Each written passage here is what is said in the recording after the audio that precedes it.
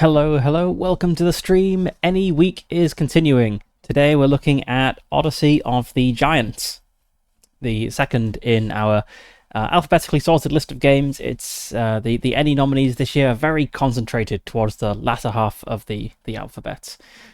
We're looking at 5 RPGs this week. Yesterday we looked at the Bonsai Diary. Today we're looking at Odyssey of the Giant.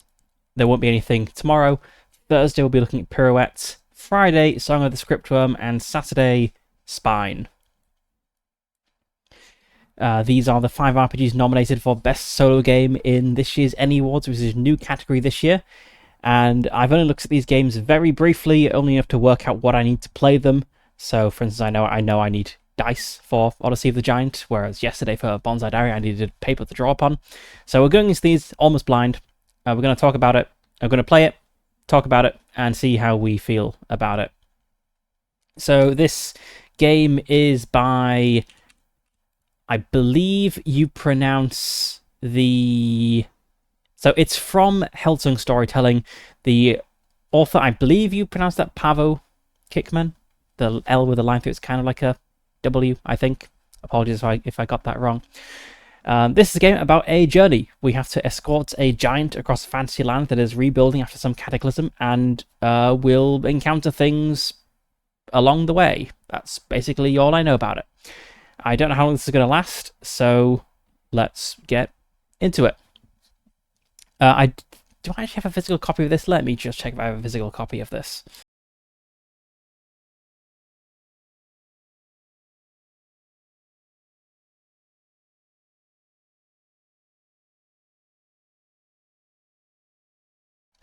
Yes, I did pick up a physical copy of this. I mean, I don't have the desk cam set up, but so you can see it's just a little like staple bound zine. It's pretty slim.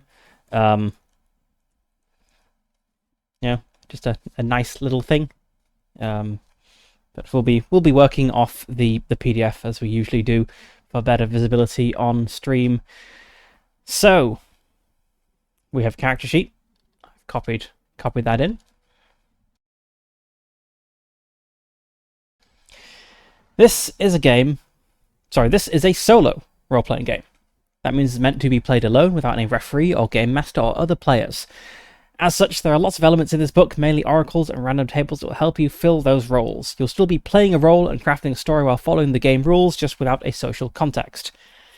Odyssey of the Giant is set in a fantasy world. The current status is established loosely and it's up to you to fill in the blanks. The fact that the lands you'll be travelling through have survived the cataclysm, capital C cataclysm, and are currently rebuilding, gives you an opportunity to breathe life into the social, political, and mythical structures of the kingdom. So this is a post-apocalyptic world, in a sense, or maybe post-apocalyptic, I think, is the term for, you're after the immediate aftermath of the apocalypse and things are rebuilding. This world is a mystery. Your character, a giant's caretaker, lived their whole life deep in the mountains and forests down south, far from civilization. You have no map and only vague directions on where to go. You will explore and discover places and people completely you've never seen or heard of.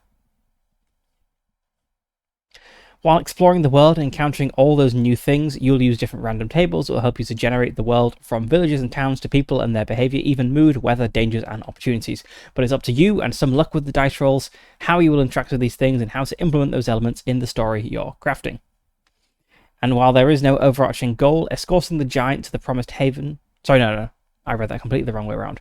While there is an overarching goal, escorting the giant to the promised haven, nothing stops you from choosing your own path or even abandoning your mission altogether. Well, nothing except that giant you're travelling with. Amazing timing for the ad break. Right, so for tools, we need our dice. I've got all of my dice here. Let's empty out my dice tray and sort these. I need to be able to draw a map. I'll be using Miro for that. A notebook or voice recorder. We'll be using Miro also for our notes. And this book. So we have everything we need. Let me just sort these dice. So we've got the D4s, D6s,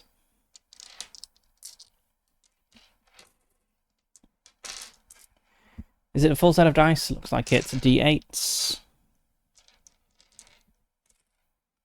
10s, 12s and 20s. Okay, so the only dice I've got out that we don't need are the other actual percentile ones. Can be used as backup D10s if need be, if we need like a lot of them. Okay, that's my dice sorted. Right. So we have a bit of lore before we get to the game itself. The Kingdom of Uvalut. Once powerful and respected, even feared by some neighbours, the Kingdom of Uvalut faced a disaster so great that it left the realm in ashes. Kings and queens perished, armies fell, and citizens escaped, at least those who were lucky. Most of the advancements in technology and knowledge were lost. But a new dawn has set upon Uvalut and the people who survived. There's a few typos, it seems, in this book. Anyway, a new dawn has risen upon Uvalut and the people who survived. They started to rebuild and to adapt. Resources were scarce, but spirits were high. A decade has passed since the cataclysm, and while the lands are still in turmoil, things are looking better than ever, at least on the surface. Fear and hatred have rooted themselves deeply, and communities have become more isolated and less welcoming to outsiders. Okay, not a particularly friendly world we're passing through then. What lies beneath this fragile recovery is a quiet tension, like the calm before a storm. The people of Uvalut are determined, but desperation lingers in the air, fueling distrust and paranoia. Every step forward feels uncertain, with whispers of old rivalries and dangerous ambitions echoing through the valleys. While progress is visible, the scars of the past remain unhealed, threatening to pull the kingdom back into chaos.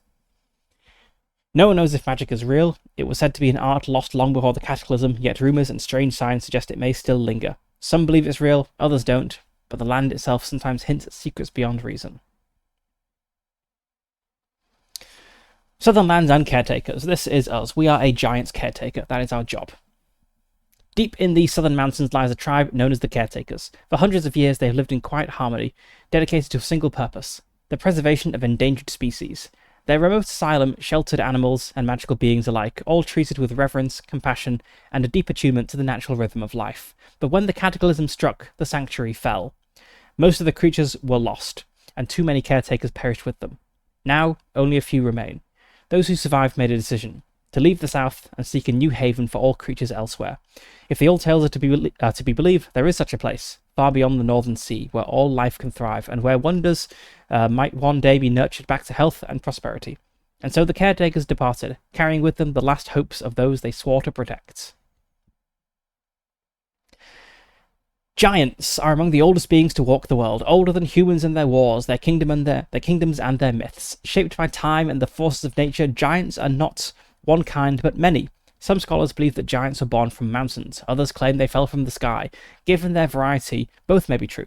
Over the centuries, countless forms of giants once roamed the land, but most have vanished through war, neglect, or environmental changes they couldn't adapt to. Now only 4 known kinds remain: the quiet and brilliant Cyclops, the stoic stone giants, the strange and magical aberrants, and the loud, proud Jotuns. They are not uniform in size or behaviour. Some are barely 5 meters tall, while others tower above treetops at over 12 meters. Some seek solitude, others glory. Some are passive, while others want to impact the world. No one knows how they reproduce, or if they still can, and the same goes for the knowledge about their gender and sex. People only assume it's similar to humans. There are no known giant children. Some believe they are dying out entirely, that each one lost is gone forever. What unites them is not culture, language, or purpose, but scale. Their lives stretch wider and deeper than human ones. Their emotions run louder. Their presence bends the world around them. And now, in this fragile era after the cataclysm, they are few. Giants are feared, misunderstood, and often alone. But perhaps, with guidance, they can find their place again. Okay, rules. So the game is played in scenes, each representing a situation or moment of tension along the journey. A full day of travel is 3, typically includes 3 or more scenes, okay, depending on your pace and story's rhythm. To do a scene, we need to move to a new location and roll on some tables to generate the environments. It would be nice if, there was like a hyperlink to what we need to roll on here, but there is not, and there's also no PDF bookmarks. Then we reveal, so we introduce an encounter event or source of tension. We decide how to respond, roll to resolve it, and see how the giant reacts. And then once we've done all of our scenes, I guess once we've done 3 scenes or whenever we feel it's appropriate, night falls. We travel hex by hex, drawing the map as we go, discovering the land together. So I guess I will want to have a hexagon. Let's find a hex. That's a pentagon. Here's a hexagon. Okay. Right, so we'll just, copy and paste hexagons and join them up as we go.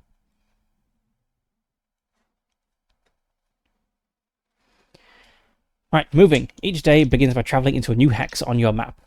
Draw a hex. We're traveling north, but we can go in any direction that we want. We roll to determine the terrain type. We use the random tables to generate details, and we need to resolve at least 3 scenes before moving to the next one. Okay, so it says you can roll d6 for a short journey, d20 for a long one, or anything else in between. When you reach the final hex, or when you feel the journey is complete, you arrive at the haven and can conclude your adventure as a final scene. This is... I guess there are no hyperlinks in this PDF, which is very sad. You can roll a d6 for a short journey. Does that mean I do d6 hexes? Or does page 62 tell me what that means?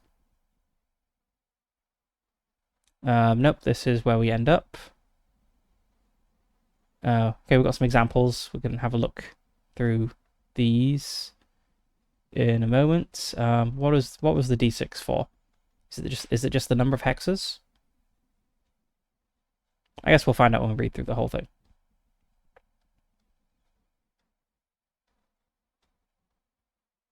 Right, where were we? We were on like page 11, I think. Okay, so we'll work out what this means. Let's put it there so we don't forget. Next, introduce an event or conflict. Roll on a reveal table to generate a situation in the hex. So we have a few different types of things.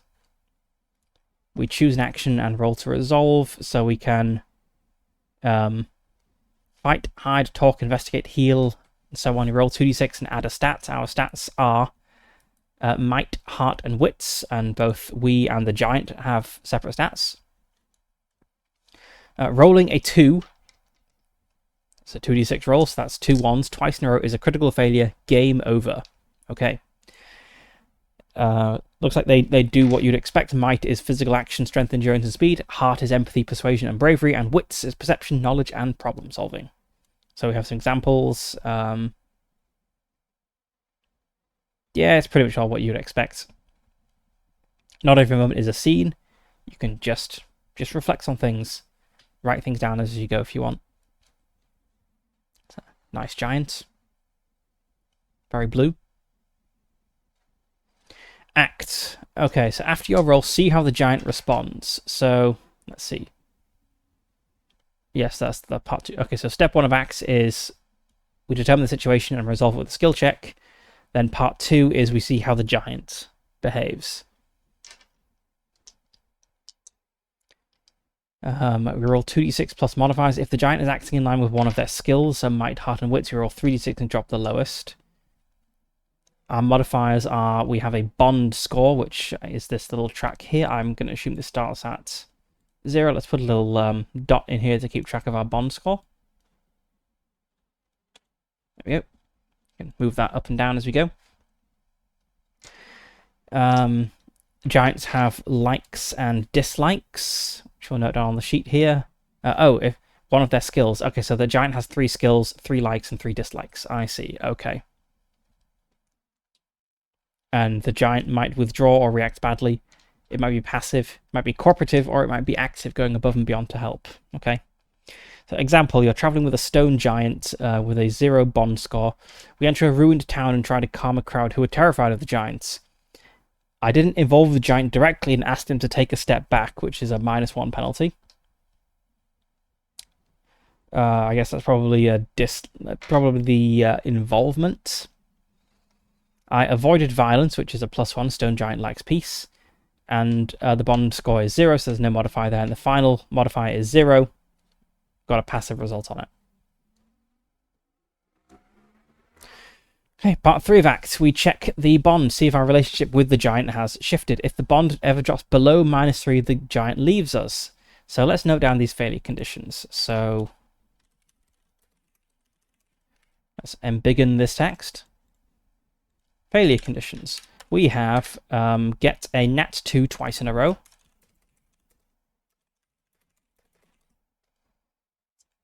I believe it was twice in a row, not just 2 in general. Yeah, 2 nat 2s in a row. or bond drops below -3. This is a game that we can lose. Interesting. I feel being able to lose is a key part of what makes a game a game.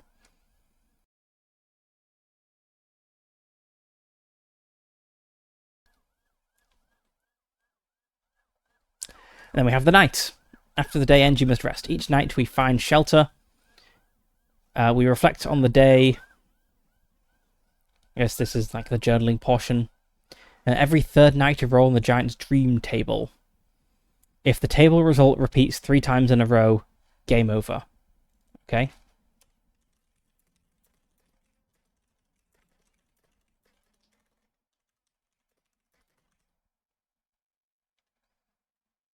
And if we have 3 consecutive nights without shelter.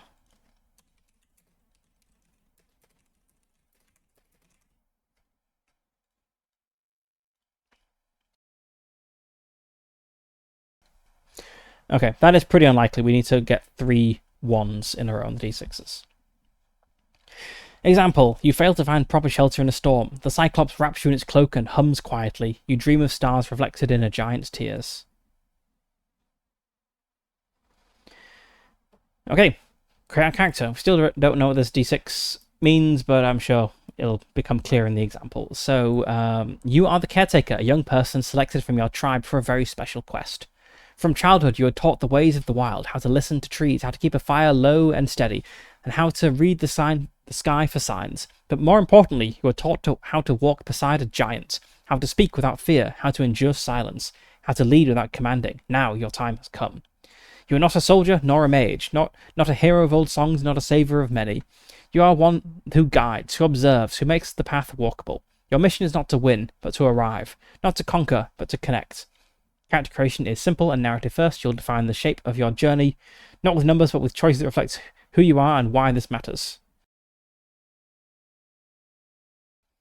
Okay, choose our tribe.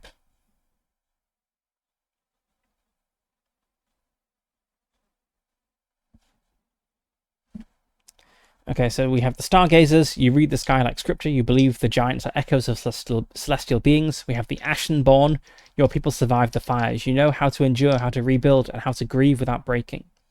We have the Tree Speakers. You are raised in the forest, close to beasts and bark. You trust slow things. And the High Seers.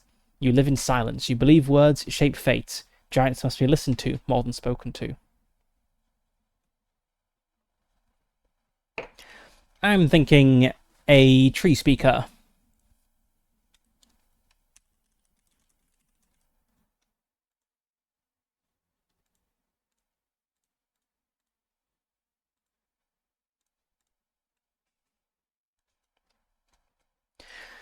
Okay, our stats, we have a +2, a +1, and a 0.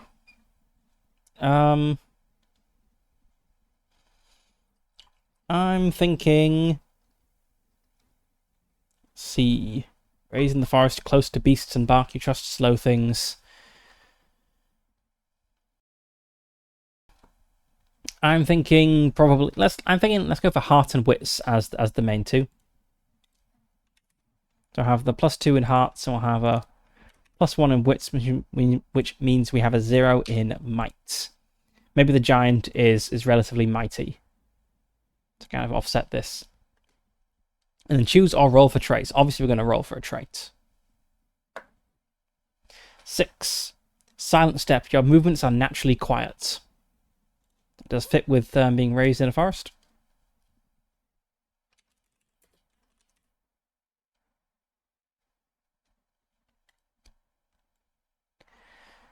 Check equipment on the character sheets.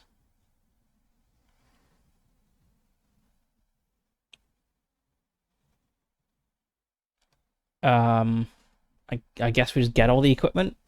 I'm not sure what it means by check. Is it just like look at it? Be aware of it? Don't know. Let's come up with a name. Let's be called Arn.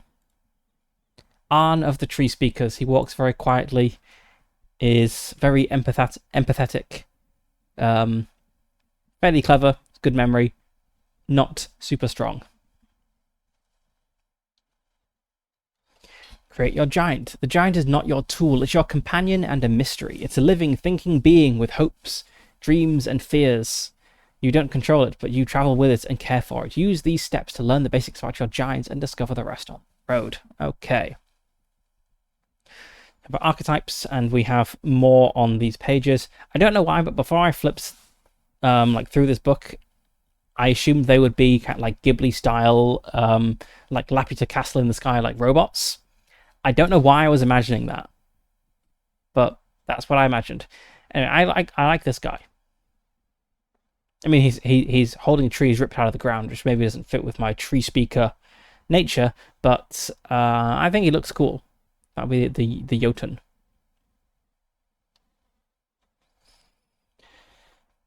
Okay, Cyclops, a solitary thinker who loves knowledge but hates violence. Stone Giant, a patient guardian who loves silence but hates disruption.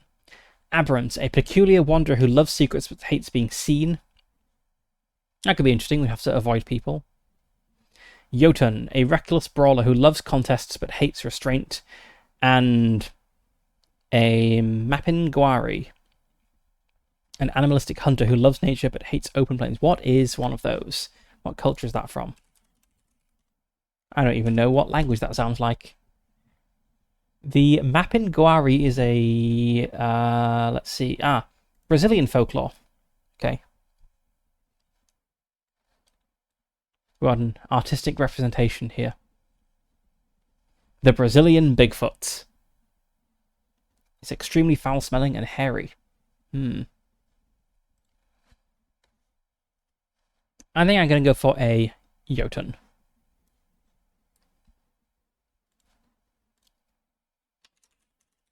I think it fits them being like a strong, powerful, brawling type with my lack of might. I'm kind of complementary. Right, so what have we got for our Jotun? Were they human once? Or maybe they have common ancestors with citizens of the kingdom. Towering and powerful, rising up to 10 meters. They wear patchworked clothes, often mimicking the lost warrior kings of old age. They fight, they laugh, they cry. They crave glory and companionship, even as they are feared. They act and speak, more or less, like humans. They are proud, emotional, and pretty loud at times. They eat heartily, prefer warmth, and like to sleep under open skies. If they grow fond of you, they'll fight beside you. If you shame them, they may leave without a word. Okay, so we have 3 might, 1 heart, 2 wits. Skills, we have combat, hunting, and survival.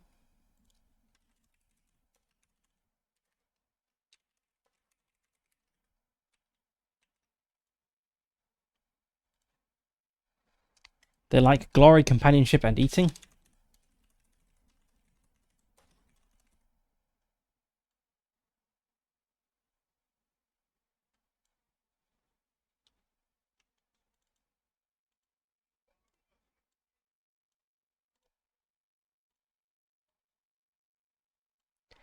And they dislike cowardice, lies, and betrayal.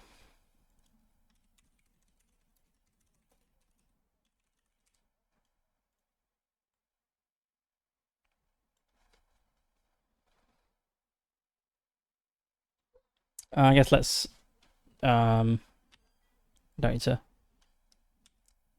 I don't need to write these things down at all. I can just copy them over. I was thinking I want to write down the brutal might, the proud, dramatic, and whatnot, but I don't actually need to write that. Let's just paste it in. There we go. That's our giant.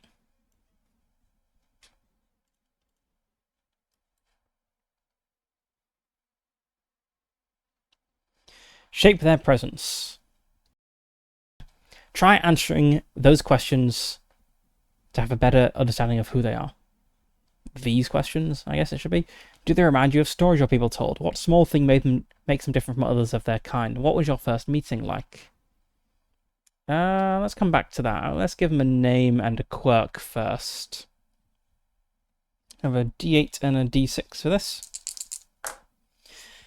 So name is Erimut, and quirk is it can instantly fall asleep when under pressure.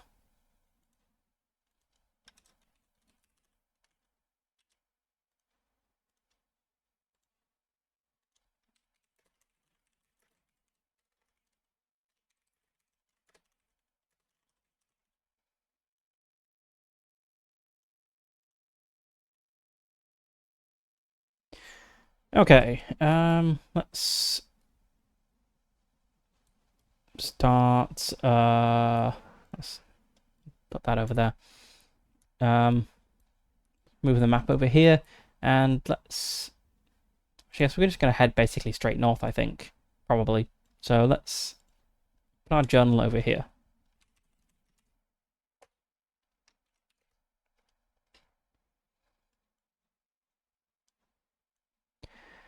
Okay. Do they remind you of the stories your people told? What small thing makes them different from others of their kind? And what was your first meeting like?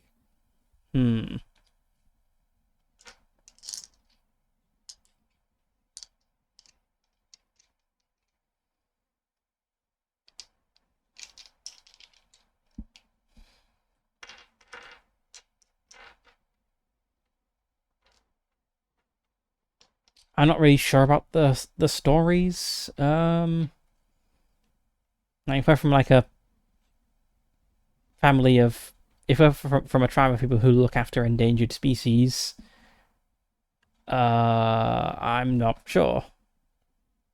It feels like giants would be pretty commonplace if you're from such a community. Maybe giants live a really long time. Maybe Erimut is in some old stories. I don't know what those are, but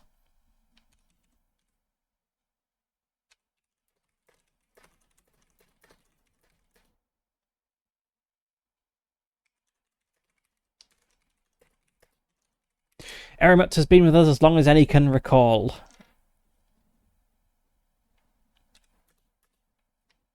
He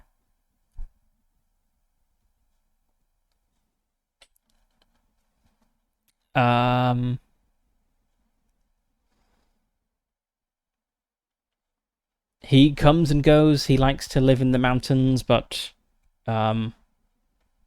sometimes will live in the forests for a year or two at a time.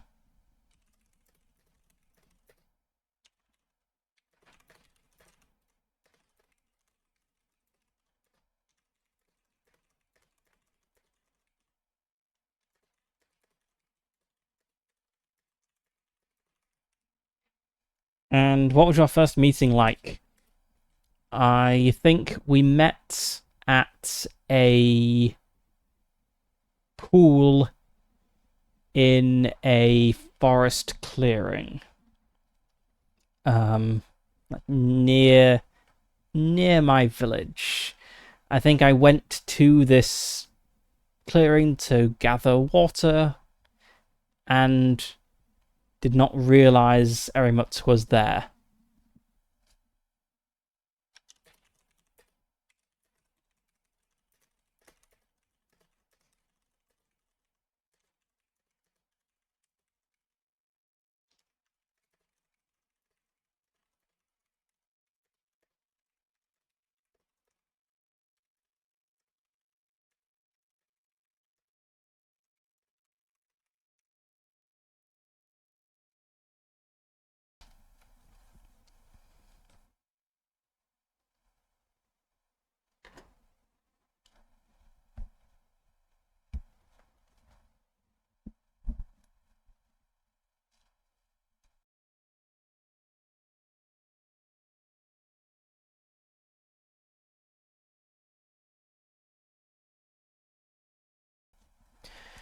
Okay, then the oracles begin.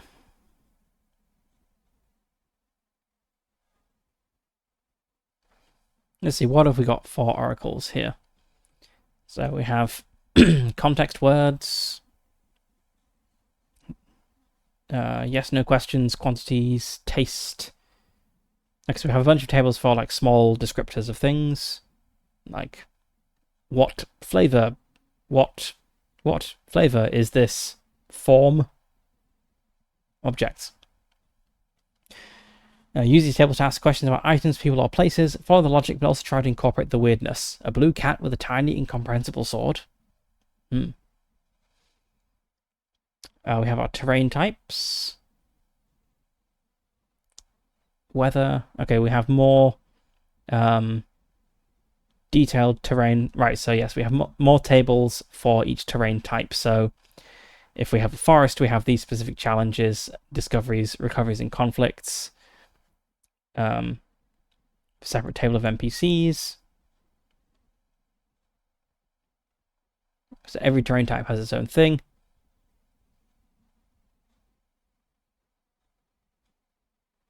We might loot things. There's no mention of looting in the rules, so I guess, sometimes we'll just decide to loot something, and if we do, we can roll on this table.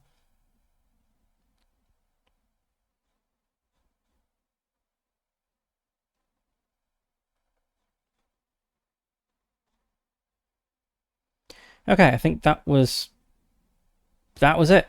So not very much in the way of rules. A lot of random tables, and it's kind of up to us. Let's look at these examples. And I'm really not sure what this is. Like, is this just determining the number of hexes? Like, I'm going to have a 5-hex journey. Is that it? I'm not sure. I guess we'll play until we don't.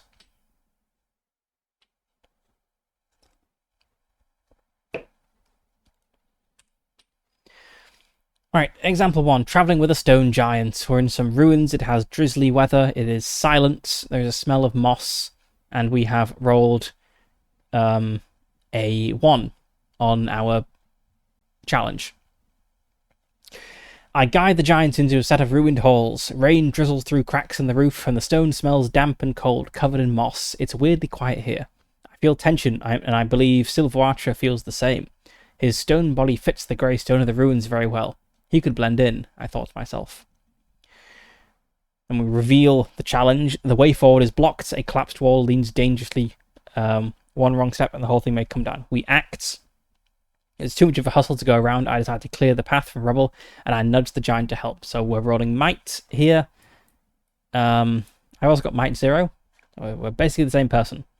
They got a partial success. They pushed enough rubble aside for us to pass, but the sound echoes, drawing the attention of something deeper in the ruins. A strange growl cuts through the peaceful stillness. Okay, so that's foreshadowing that the next thing might be being attacked by a beast or something. The giant's reaction. So it dislikes disruption, but they're involved in the escape, and the bond is 0, which it didn't explicitly say the bond starts at 0, but I guess it does. The giant is cooperative. They steady the walls with its hands while I crawl through, preventing collapse. He then pushes it away to come through. The wall crumbles and collapses on him, but he barely even notices. And we do a bond check, which results in the bond being strengthened. Okay. Seems pretty straightforward. Just gonna copy. Let's see, I'm gonna need to be jumping around this book a bit because there's a bunch of tables to refer to. So I'm just gonna open another couple of copies of it.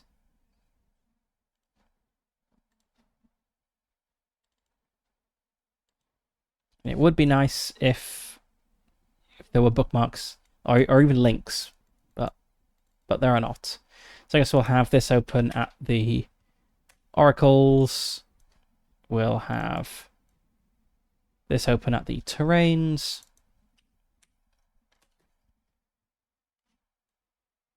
And we'll have this open at the tables.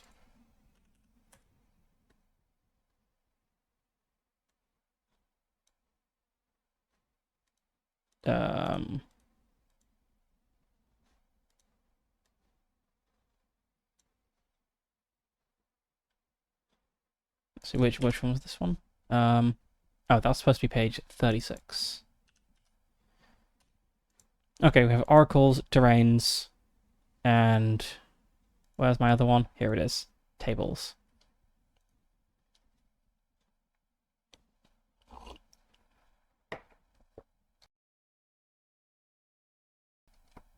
I'm just going to step away for a moment, and then when I'm back, we will start our journey.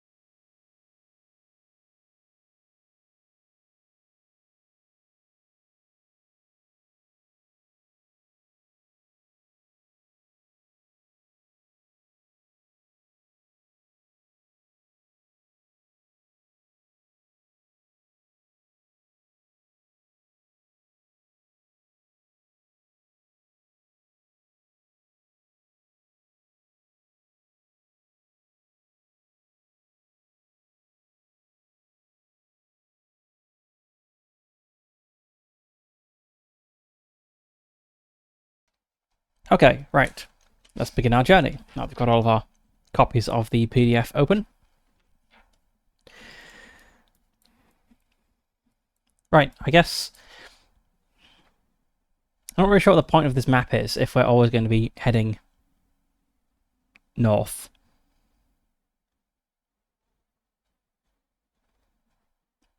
Like, I would assume that maybe they'll...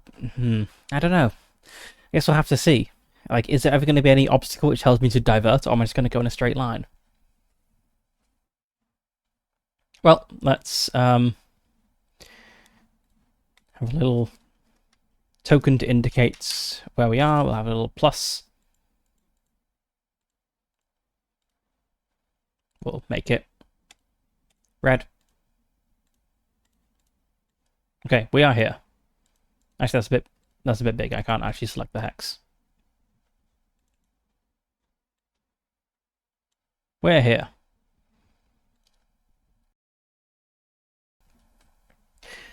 Okay, choose terrain type. So that's going to be here.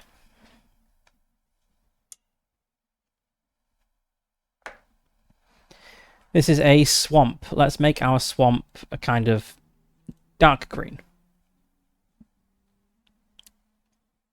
Maybe a purple. Purple's a good swamp color, I feel.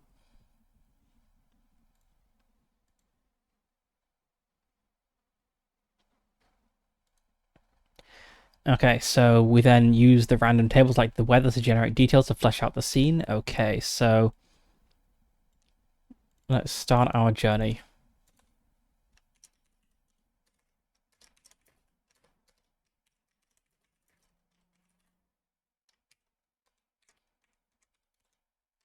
So hex 1, swamp.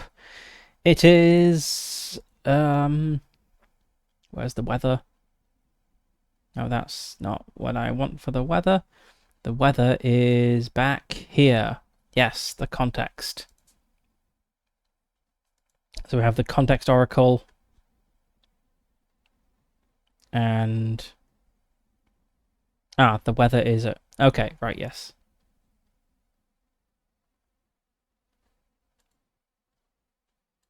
Let's just jump back here.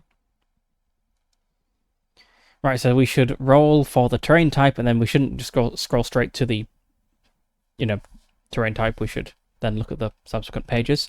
So, D12 for the weather, D6 for the sound, for the terrain, for the smell, the main elements.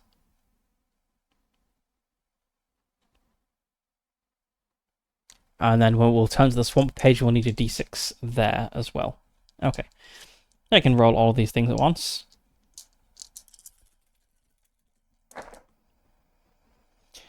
Okay, so the weather is 9. It is windy.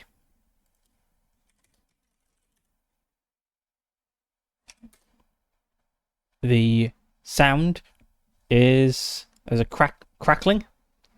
And there is loose soil.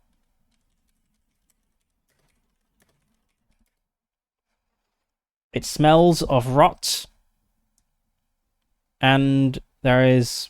why is this a D6 when there's 4 things? That should be a D4. I'm noticing a fair few, typos or other, slight incorrect things in this book. Okay. So... smell of rot, and we actually got a 2, I think, rather than a... yeah, we got a 2 on the D6, so water.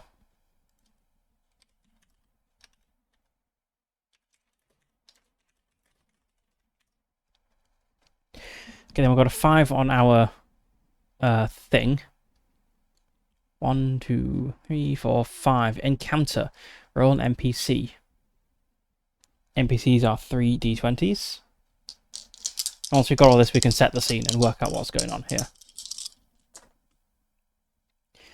Okay, we've got a 2-2-6. A limping bard haunted by a dream.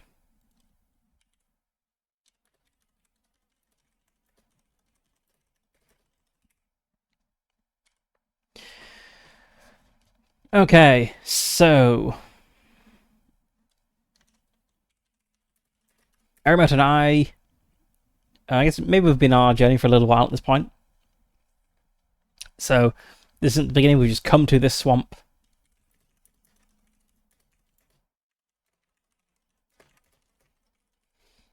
Aramis and I came to a swamp on our journey to the Haven.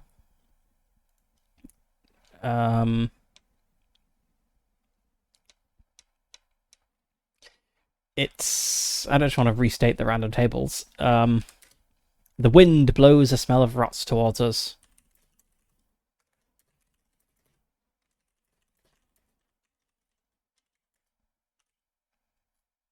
Like something's died in there.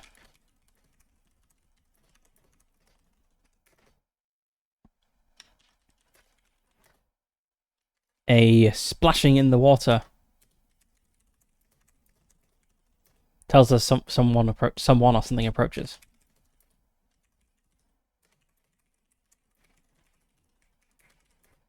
And soon enough, we see a man wearing a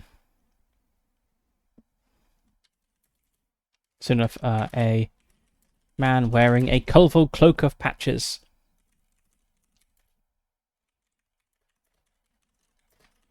With a... What sort of instrument would this bard have?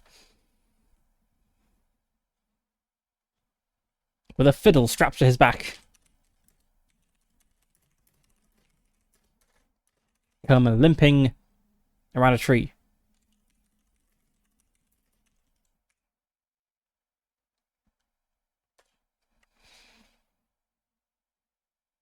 So he's haunted by a dream. That's presumably why he is in this swamp.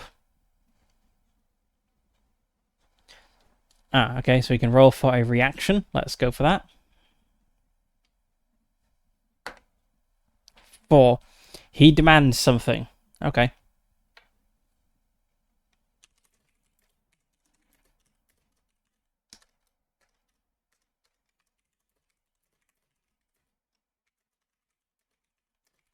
The man sees us, not hard to miss a giant after all, and hurries to us. He says,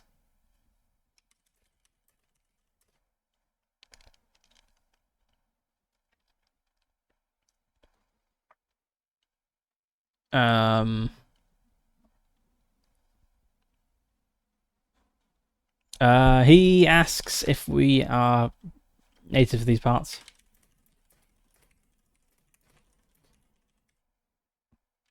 As he has been guided here by a dream. Guided here to find something. No, guided here by a dream to find something. I confess that we are strangers to the area.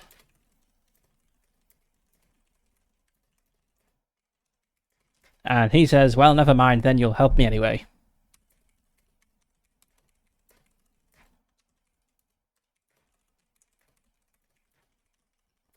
And proceeds to describe... Oh, we can look at our random thing tables.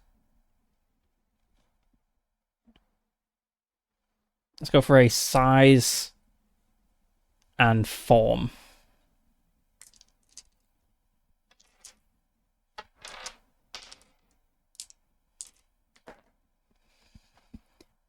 Proceeds to describe a tiny, deformed thing. I need like a random item.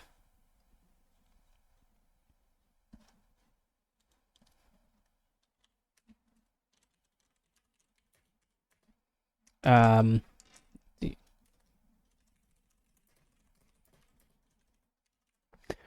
maybe we just don't understand his explanation. He describes that he's seeking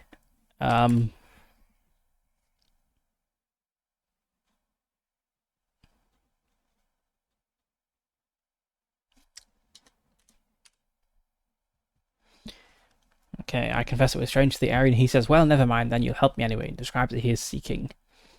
It is a small thing in such a small thing in such a large swamp.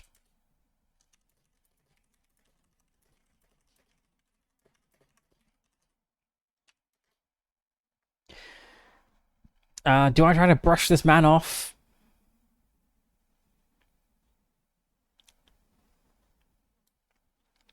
Probably not. I do have high hearts.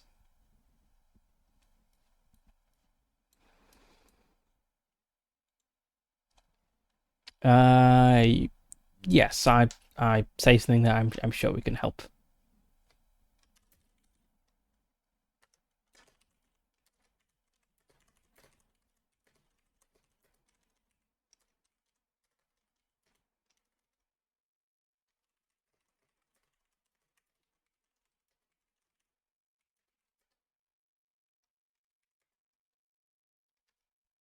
I offer our help, which we took for granted anyway, and maybe the giant can help us with this.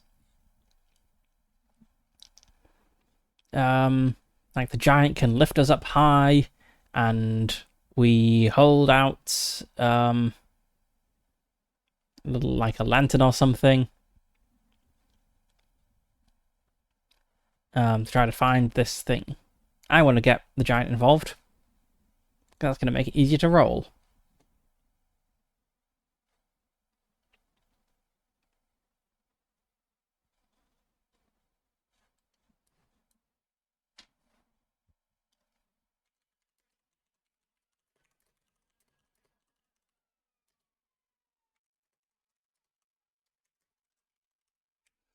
So I offer our help, which he took for granted anyway, and ask Arimut to lift us high and help us search.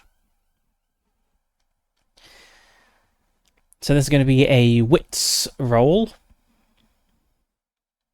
My wits is 1.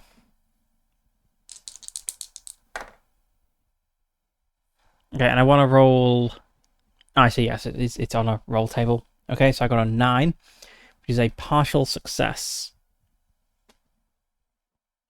I'm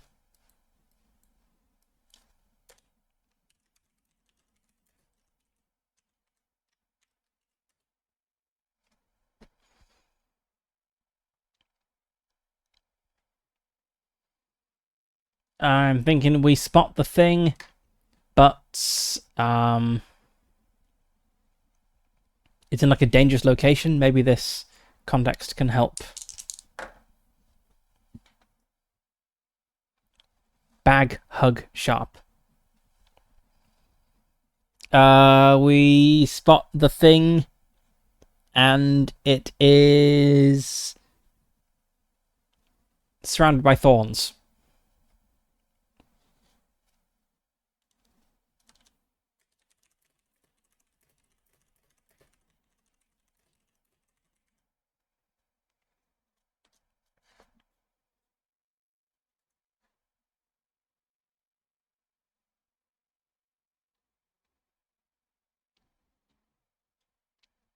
This is maybe like a second challenge.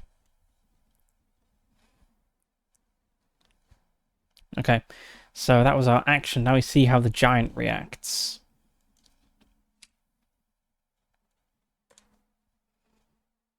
So roll 2d6 to add some modifiers. So our bond score is 0. Do we align with a like or a dislike? Oh, hang on. Do we have any skills? Arguably hunting. But it's not really hunting for like a creature. It's more like searching. So I'm not going to say hunting applies here. It's close, but not quite. We don't get anything from the bond score. We do get a +1 for companionship, as the giant likes that. And, you know, we were doing this as a group with the giant. And we get a +1 because we include the giant. So we're on 2d6 + 2. Brilliant. Active. The giant goes above and beyond to help. Shares something. Acts protectively.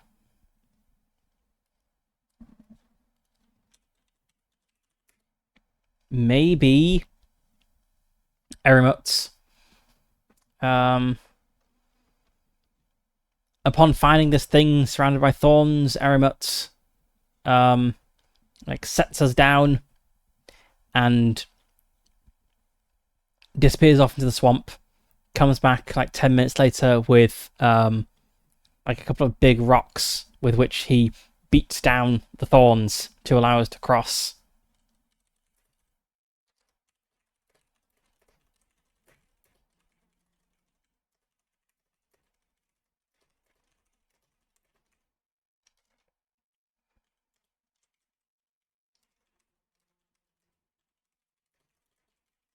Let's see who comes back with the trunk of a fallen tree.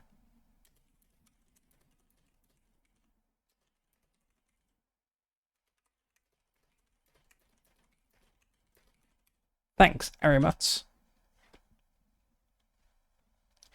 Check the bond.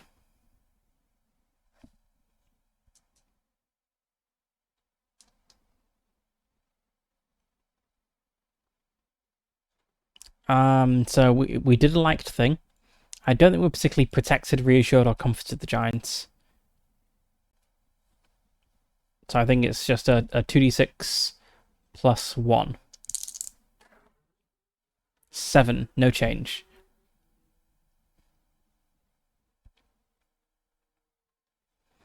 Okay, so we need to do 2 more scenes, then it is nights.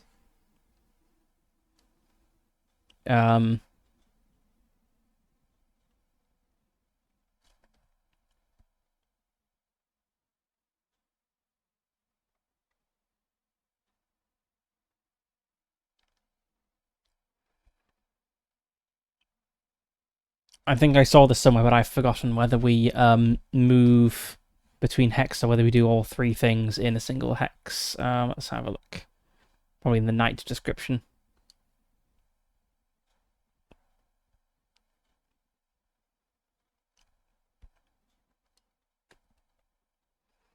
Nope.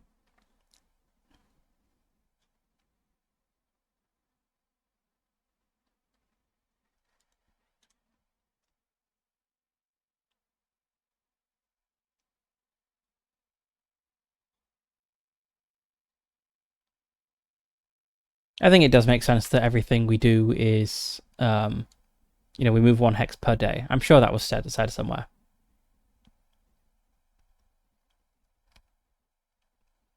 Yeah, each day begins by traveling into a new hex. And you have to resolve at least 3 scenes in a train before moving to the next one. So that was our first thing in this hex.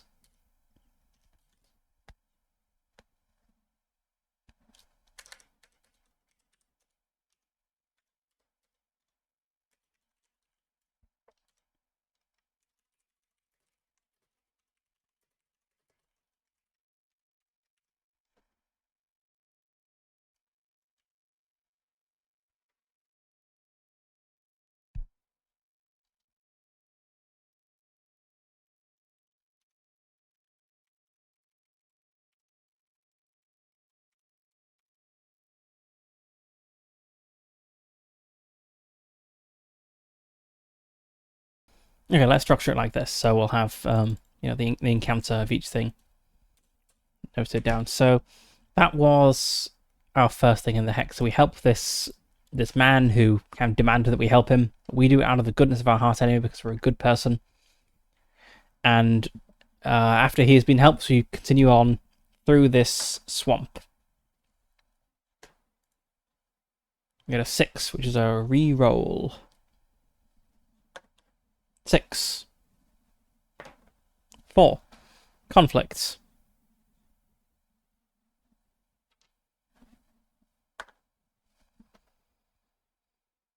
A wrong step awakens vines that bind the giants.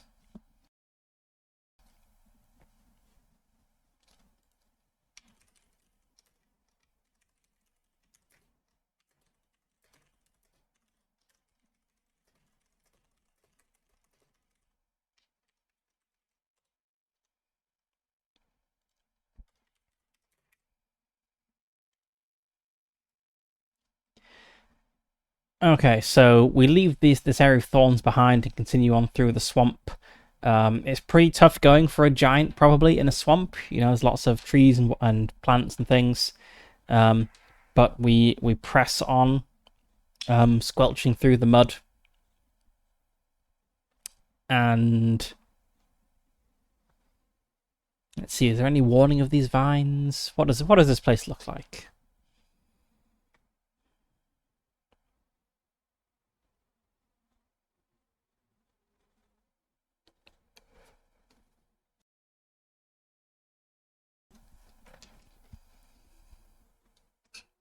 One of our descriptors here.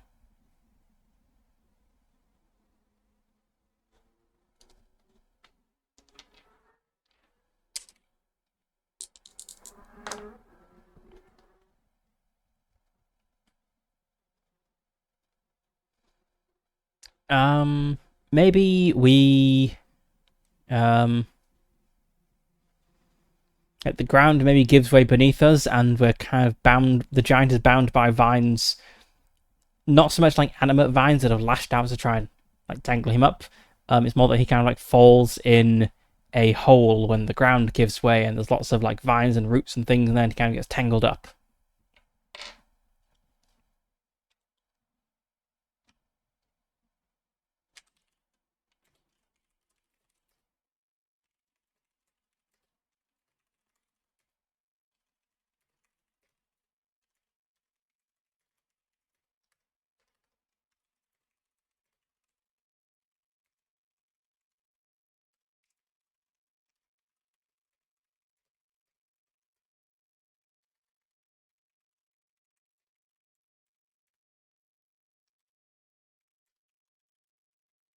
After leaving the bard behind, we continue deeper into the swamp. It's tough going for Erimut, with the squelching mud and trees and vines.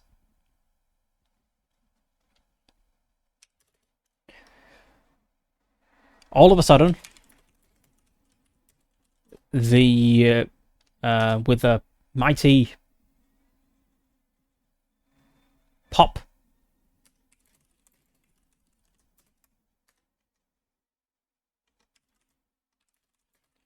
the ground gives way beneath him.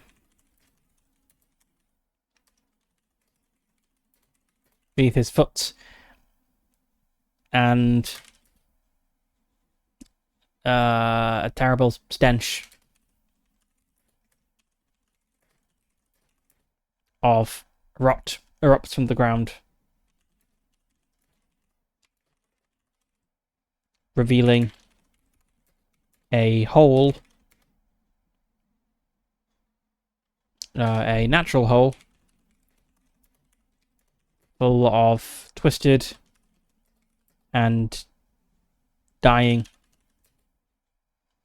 roots, which Erimut falls into and gets tangled up in. Brought back the stench of rot, because the whole place smells of rot, apparently.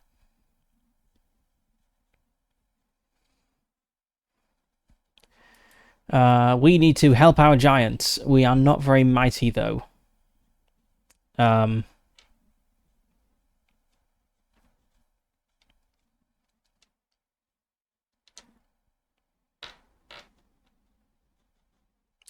going to say that what we're going to do to help our giants out of the situation is we have a rope.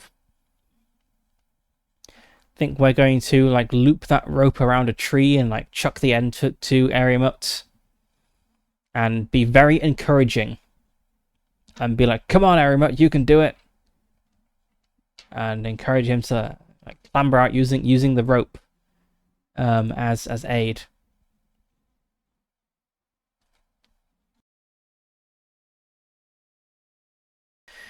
So, I suppose, let's see.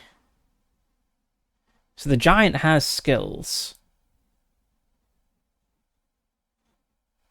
I'm not sure when we use these. Maybe the giant is rolling might because the giant is the one acting in this case.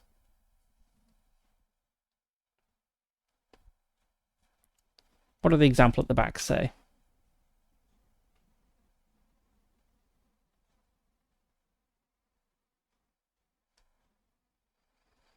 Yeah, so here, I decide to clear the path from rubble and I nudge the giant to help.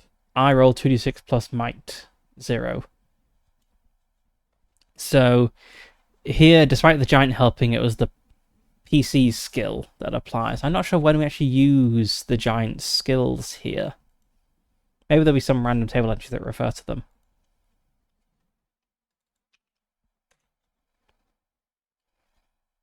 Okay, well, I guess I'll roll my might.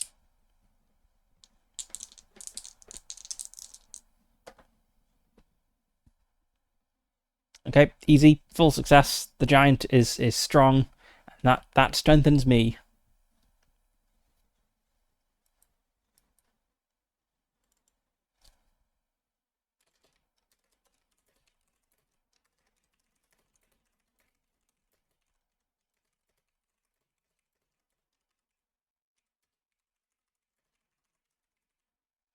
I loop the rope around a tree and throw an end to him, shouting encouragement as he pulls himself out.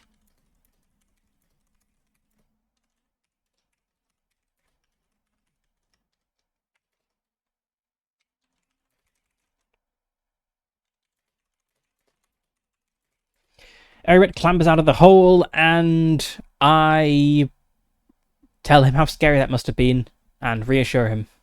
I say how scary that must have been.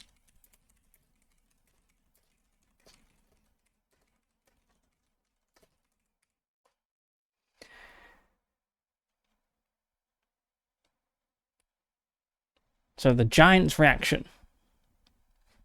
I think they're acting in line with one of their skills here, their survival skills. So I'm rolling 3d6, dropping the lowest. Drop one of those threes. Got an 8. +1 for companionship. I feel like you could apply companionships to basically everything we're doing together, but sure, let's go for that. 9. They were involved, so 10, which is cooperative. Assists, mimics, or follows your lead.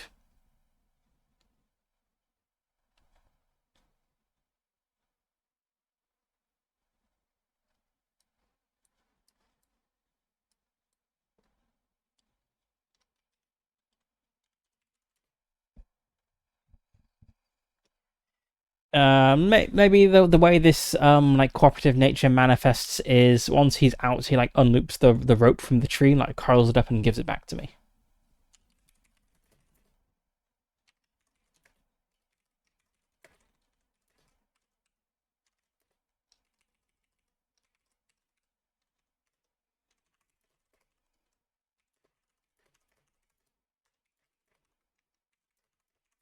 Once free, Arimut unloops the rope from the tree, coils it up, and hands it to me.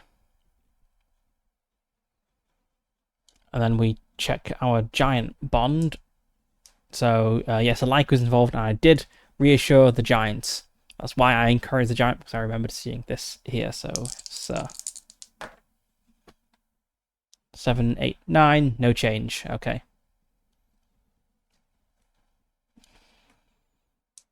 All right, we continue pressing on through the swamp. And we have another NPC encounter. I don't want to have another NPC. I wanted to see something different. Another NPC. Recovery.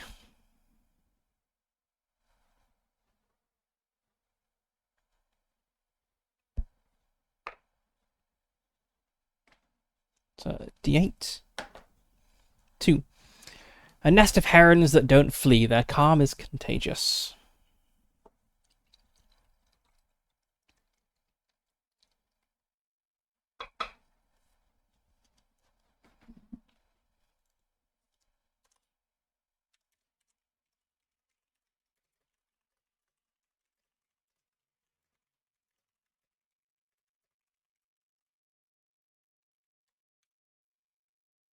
Okay, so a recovery scene. Do we have an example?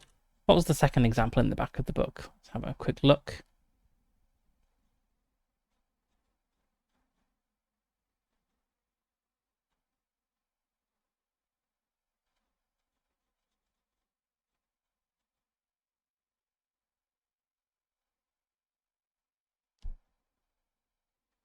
So they're in a swamp and they had recovery 5.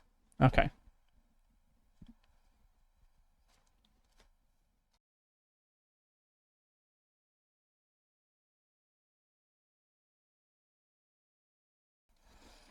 Okay, so a nest of herons that don't flee, their calm is contagious. Let's see what Arimat's deal is.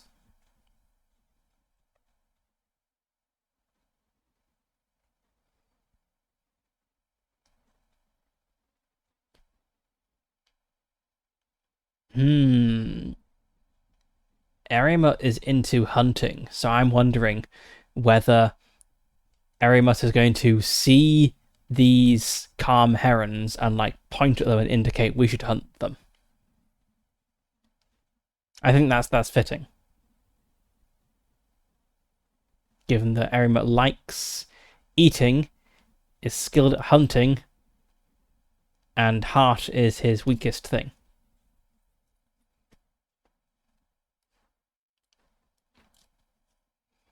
So Arimat sees this scene of calm and is like, we should eat these things.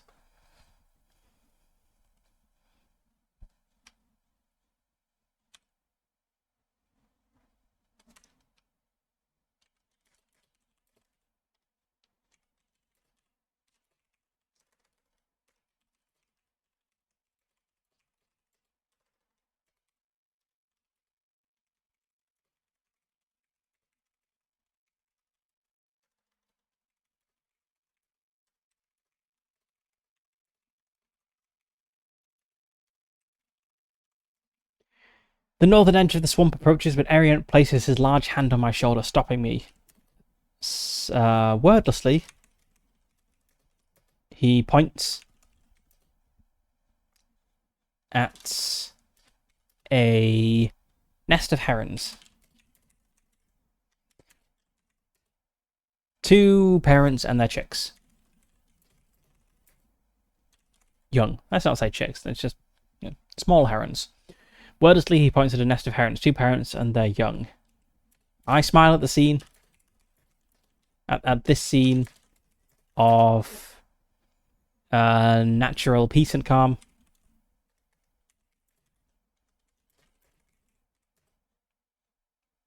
But Arimat pantomimes like biting and rubbing his stomach and stalking prey. He wants to eat them, to hunt them.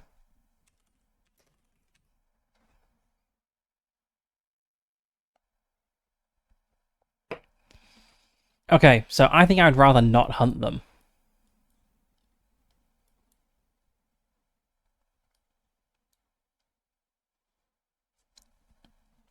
Um,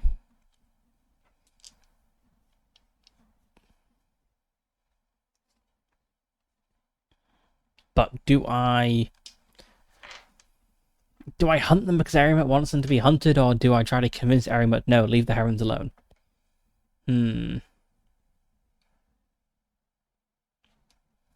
I think it could go either way. Let's go for a good old triple O roll. That is the obvious, which is, I think, doing the thing that the giant wants, because my job here is to help the giant. So I'm going to try to hunt these things. These herons. Which is here.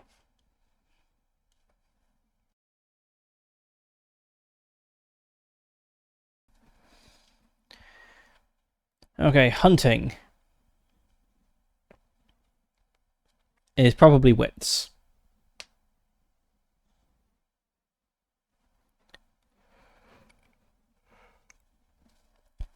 Like hunting birds, I don't think is might, I think it is wits. And I guess Arimat is going to help because Arimat is skilled at hunting and likes eating things.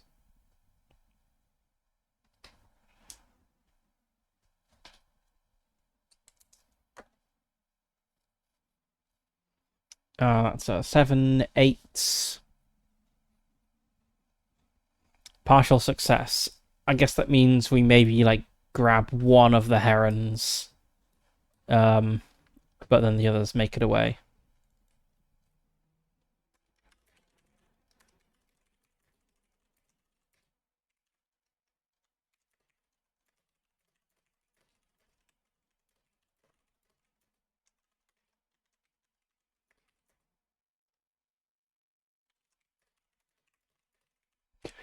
I silently debate with myself over what to do, but decide my duty is with Arimus and sneak up to the nest.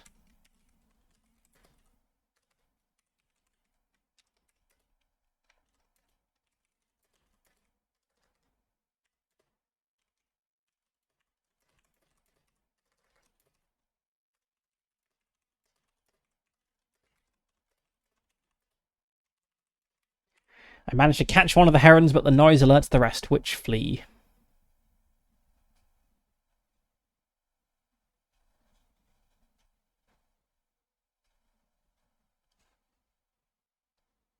How does Arimus react to this?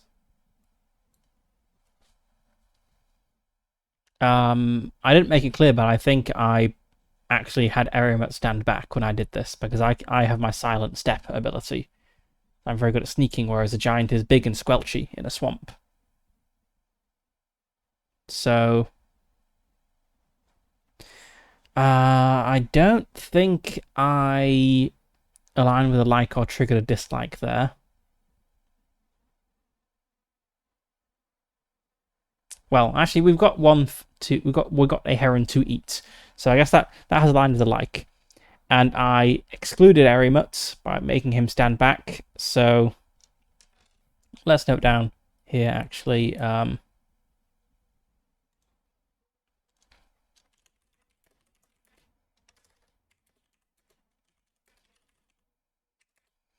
So I beckon Arimus to stay quiet and sneak up to the nest. So I think we're rolling 2d6. Just a straight 2d6 here. Got a 7. Passive. Watches silently, doesn't help or hinder. Yep. Okay.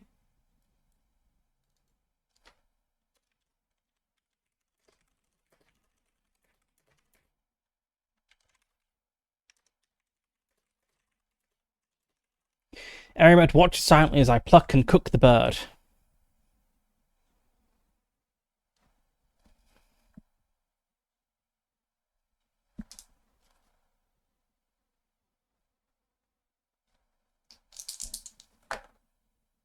And I think that's a 4. So my action aligned with one of the giant's likes, which is eating. I didn't protect, reassure, or comfort the giants. I didn't trigger a dislike. But I did, like, if we're treating, like, I didn't, like, actively involve the giants, which you could interpret as ignoring. Because I had Arimus stand back. So that would be a 4, which is the bond weakens.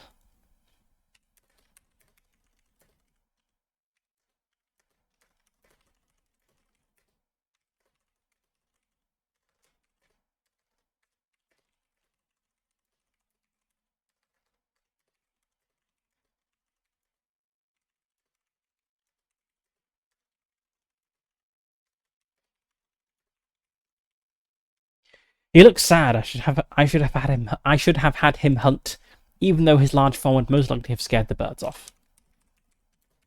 Bond -1.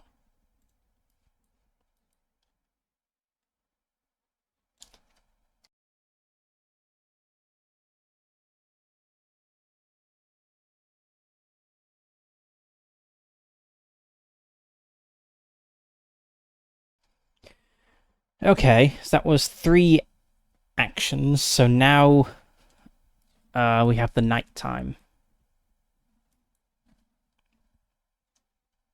Let's find some shelter. 6. Something comfortable. A cabin, house, or place in a barn. But what of the giants?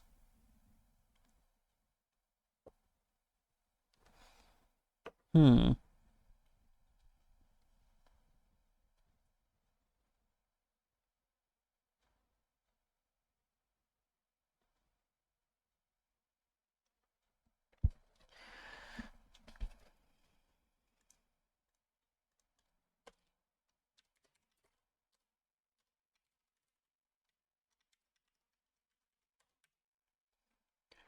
I guess there's like a maybe there's like some lumberjacks, or there's like a logging camp near the swamp or something.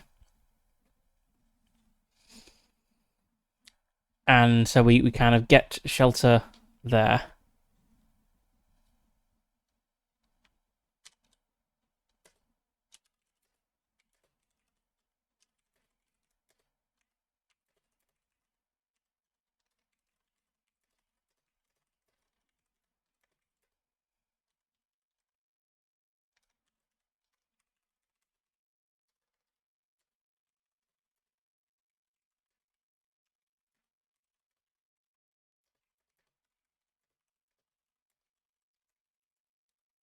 We find a logging camp on the northern edge of the swamp, and though they eye Erimut warily, they offer me a place in their stables. What of the giants, though?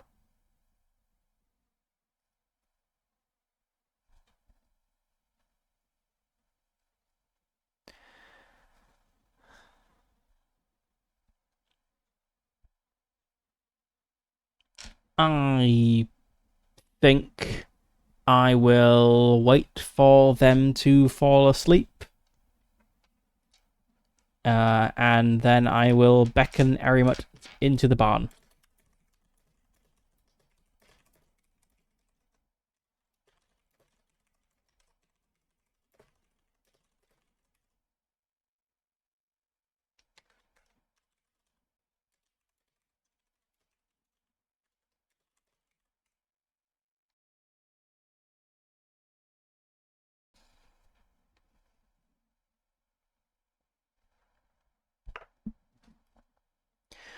Okay, that was day one.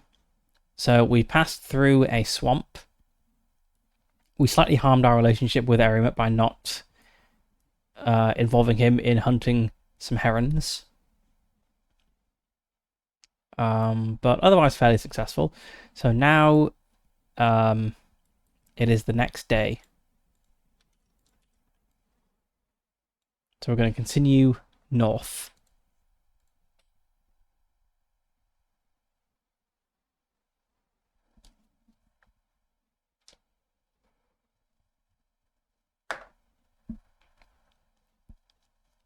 And we come to a city.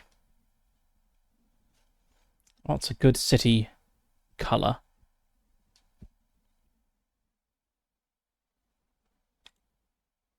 Brown.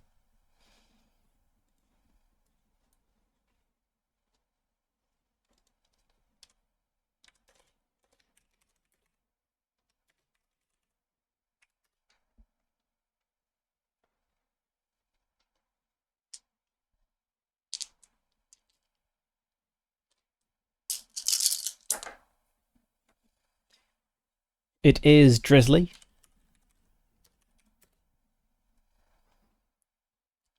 We hear the sound of voices.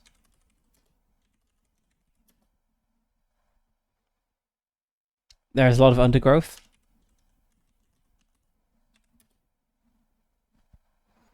Smells of animals. The main element is fire.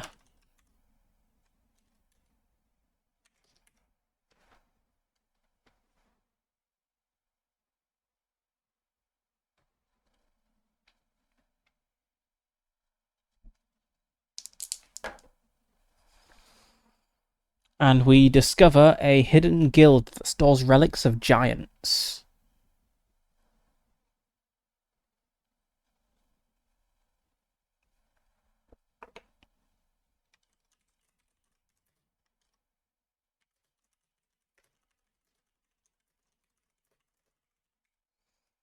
I want to know more about these relics.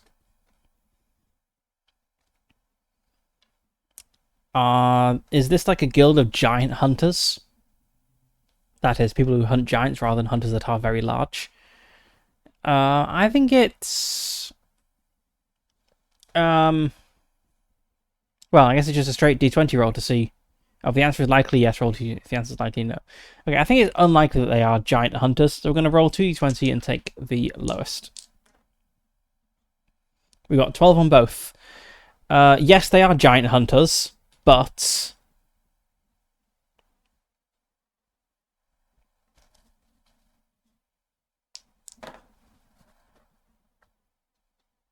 Echoes sway big, or human study fresh. They are an echo of giant hunters. They... let's say this is a guild of giant hunters, but it's a very old guild, and they're not actually hunted any giants in a very long time.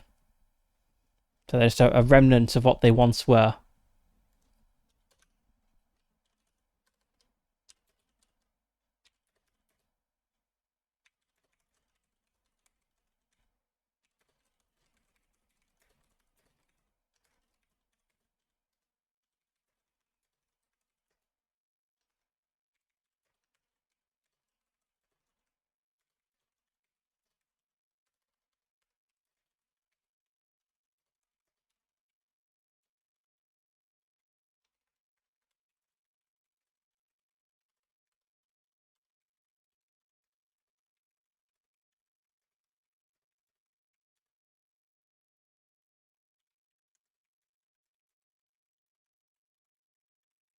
The guild is one of giant hunters, but thankfully their glory days seem far behind them. They arrive, drawn by rumours flying ahead of us, amazed to see a giant in the flesh.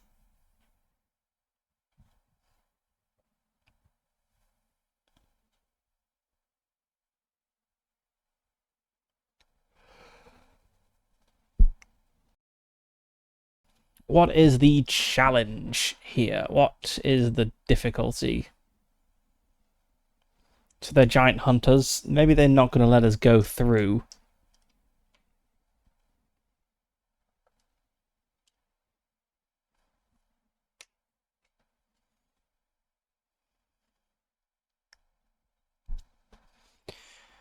What weapons do they have? That could be interesting.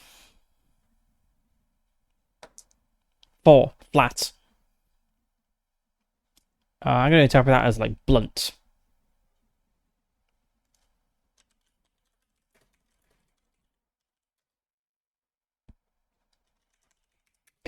They arrived carrying old blunted swords, drawn by the rumours flying ahead of us, amazed to see a giant in the flesh.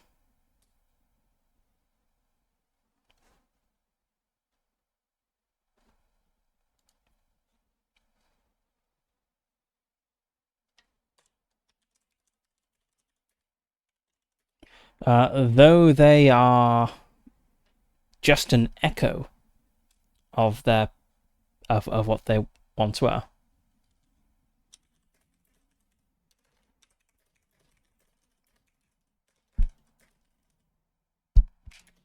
They refuse to let us pass by.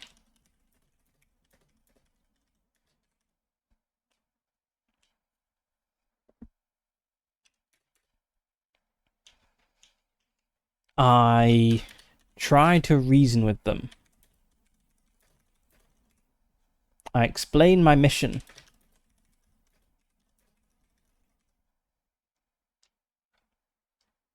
And that I work for I work towards a future with many more giants.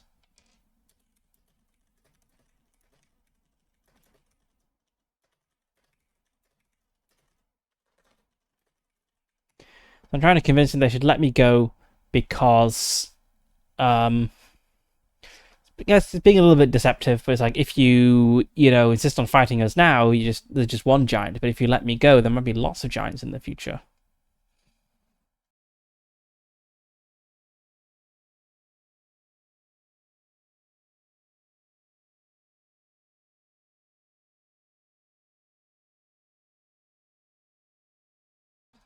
Which I guess is going to be wits because I'm like reasoning with them. Um,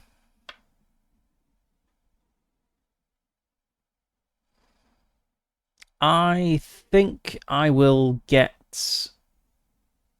Hmm. Maybe another way of handling this is. So Erimet doesn't like cowardice, so I feel this is a cowardly thing to do. It's like you shouldn't fight us, you should just let us go by. I feel Erimut would much prefer to fight these people.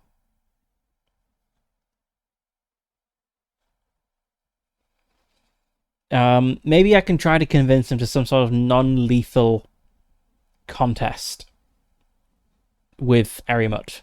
Like their champion versus Erimut in something or other. Um, the intent being they can lose, and then I'll be like, you can't even defeat a giant like this, and you should totally let us go. And Erimut then gets to have the glory of winning. So let's try noting things down here. Let's see. So they refuse, and I instead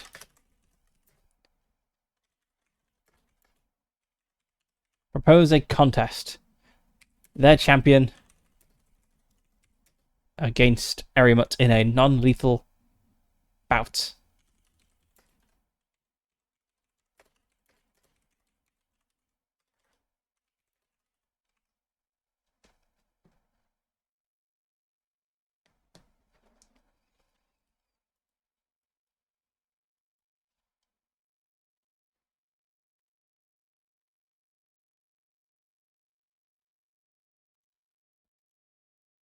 So this will be might, I suppose.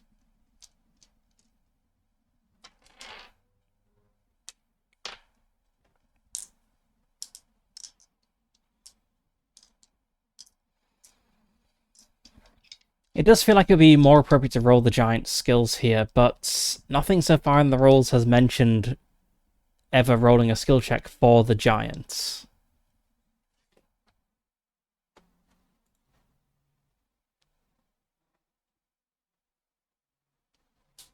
It's my relevant stats. Did I miss something maybe in the character setup?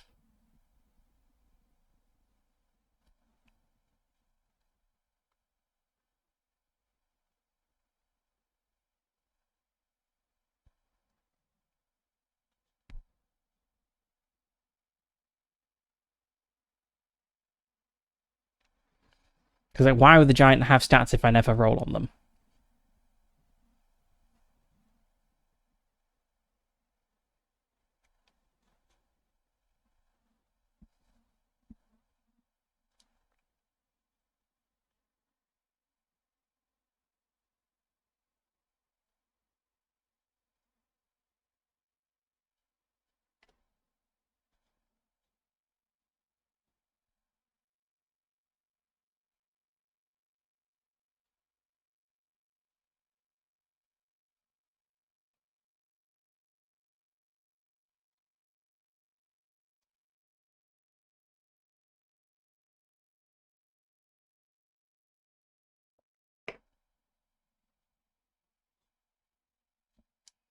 Yeah, I'm gonna roll for the giant here, since the giant is the one acting.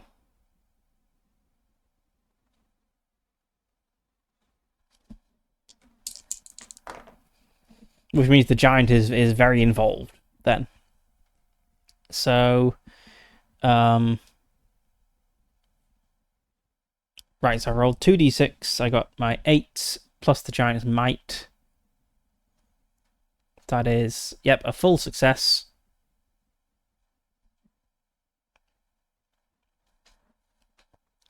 So the giant handily defeats them at whatever this this contest is.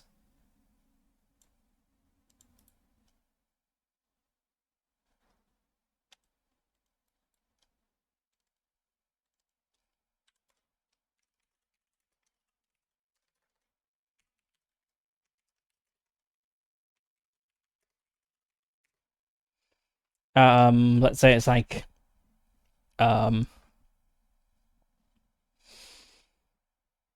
a game of tag or something. I don't know.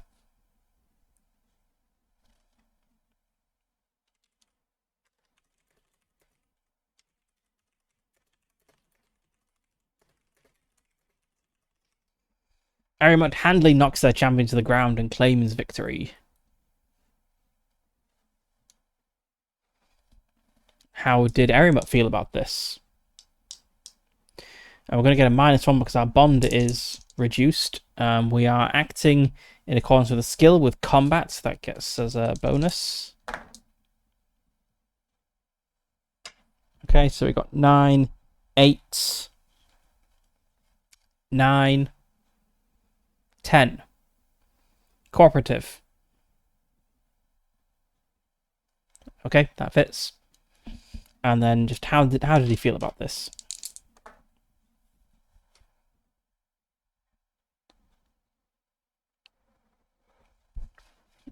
I guess we actually put them in harm's way, which is going to be a penalty here.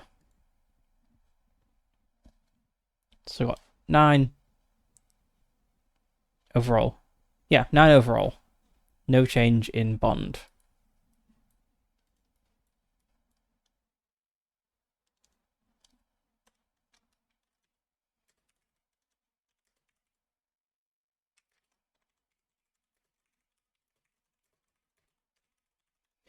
We passed on, Arimet gloating over his victory. What is the next city thing we find?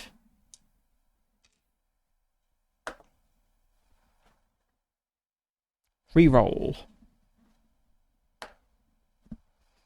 An NPC.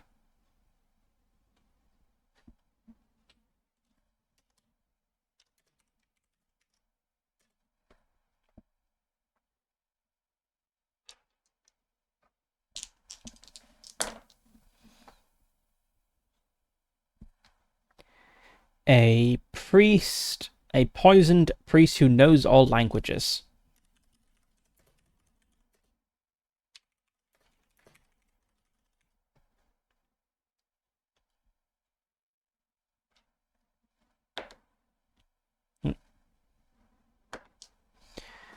Who demands something. We had that last time. Let's do something different.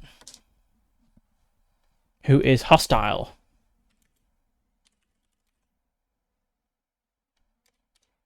Maybe he is not physically poisoned. Maybe it's a more, metaphorical poisoning. Poisoning of the mind. This priest is convinced that giants are part of the cataclysm. That bringing Erimit here endangers all the people of this city.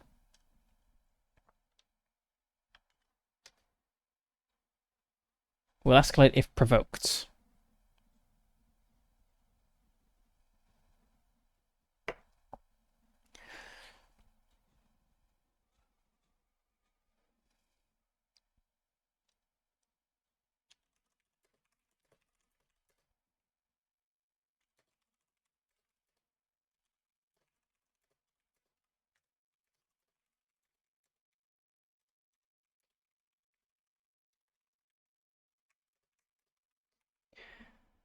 A priest comes out of a church and stands before us in the road, an angry expression on his face.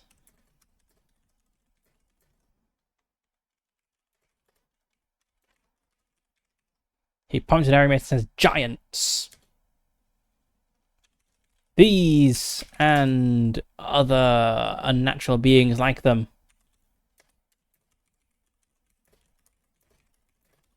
brought the cataclysm upon us.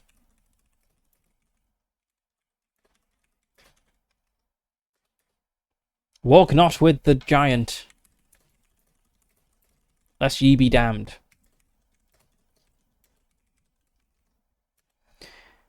He speaks very loudly and gestures to attract the attention of those around us.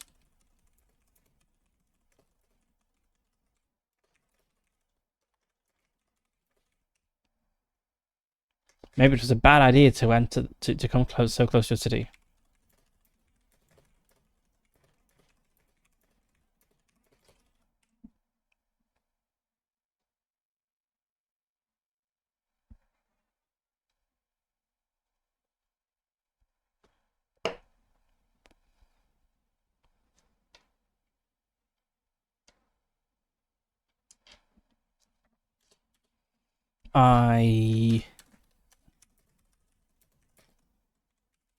I whisper to Erimit to stay calm.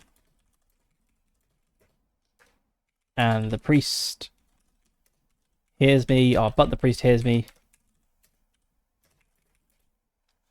And loudly proclaims, or loudly demands I stop speaking the devil language.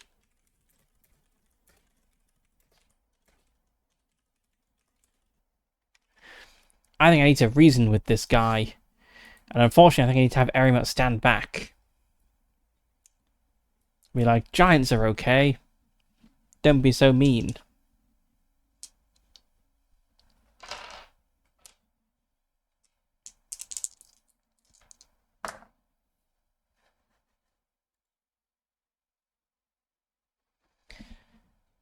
Okay, that is a 12. With wits, that is a 13. I guess I don't convince him that giants are okay. I at least convince him not to bother us.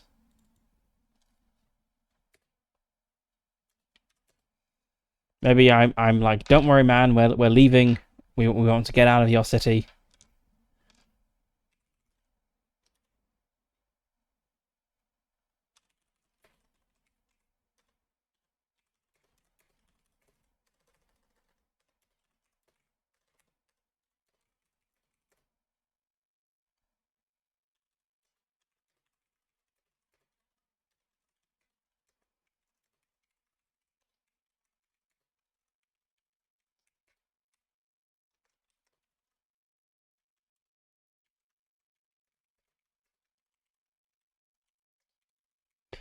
Full success. The priest sniffs loudly and says to see that we do.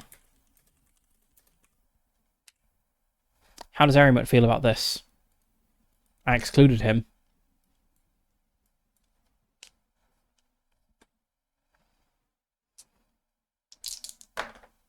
That's going to be bad. Yeah. Becomes distant, acts out, or hinders progress. Maybe...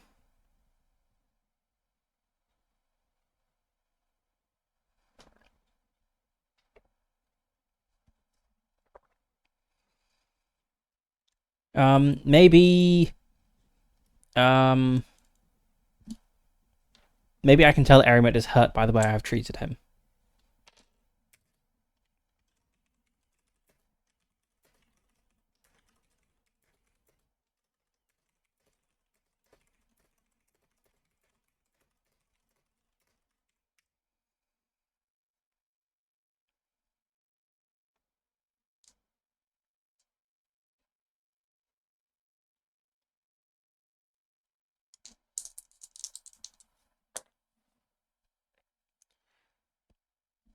I think, yeah, we're going to be on a 5 or less here. I don't think we have any positives, and we arguably have a negative from possibly cowardice. We were like, no, please, angry priest, leave us be. So I think we lose a bond there.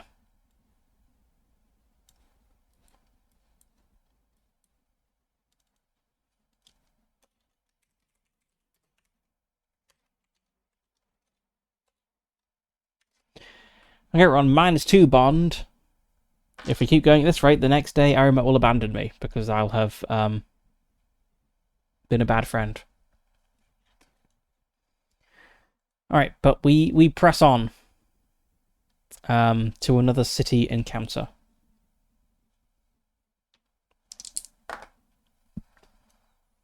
Recovery.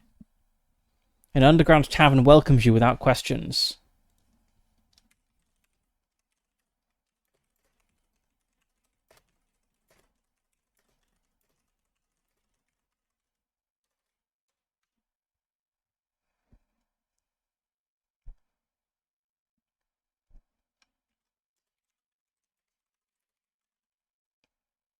A little while later, a man comes up to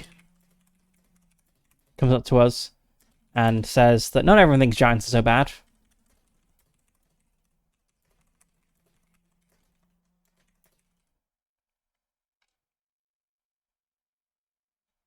And that we should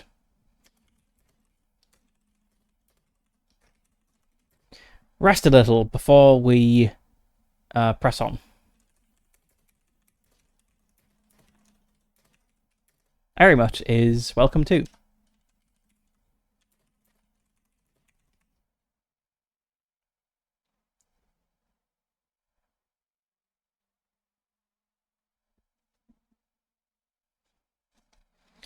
So I think we're just trying to have a good time now, which is going to be a heart roll. Let's see, good time, good food. We're going to get, yeah, Erimut's likes here.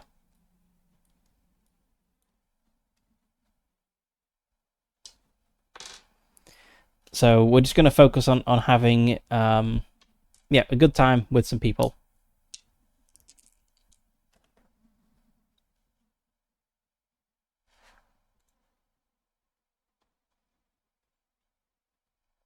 That is a 9, which is a partial success. So I guess we try to have a good time.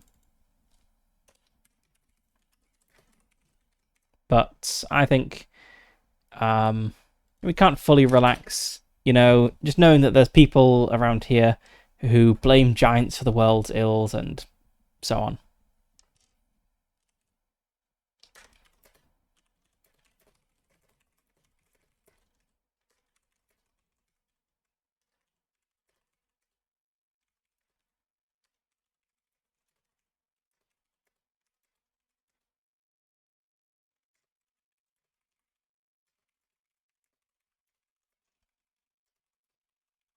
I try to have a good time and show Erimut that some humans are okay, but I feel a little distant, can't help but remember the priest.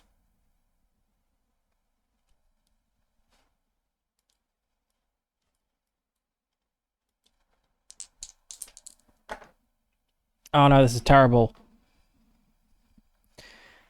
Oh, we're doing something in line with his skills. Not skills? No, skills are not involved here.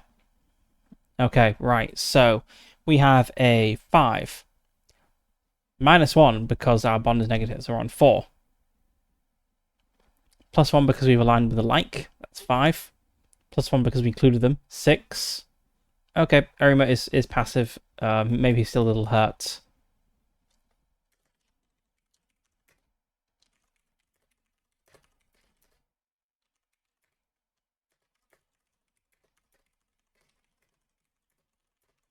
Erimut doesn't join in as fully as I hoped. I must have really hurt him. Then how do things go? Right, so that's 9, 10, 11, I think. So the bond is up.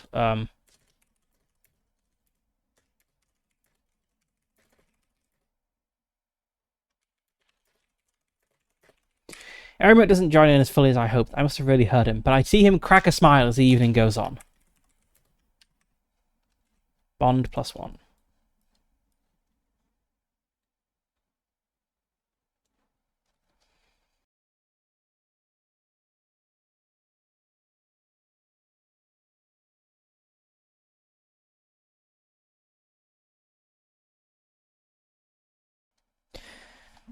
Okay, let's do the night and then I'll have a little break.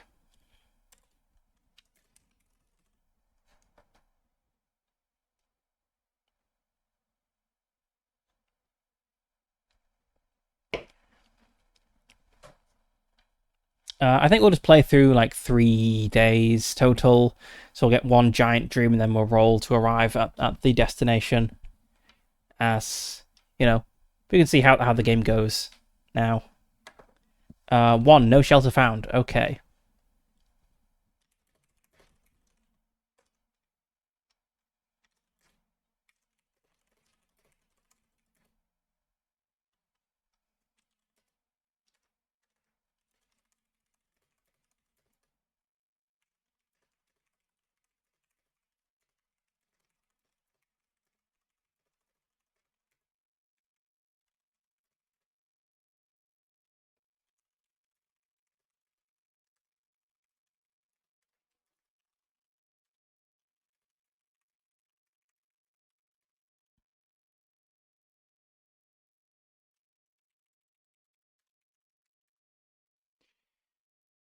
We leave the city behind, thinking to find a barn or something to sleep in, but the lands around the city are scorched and ruined from the cataclysm. There is little rest to be had here.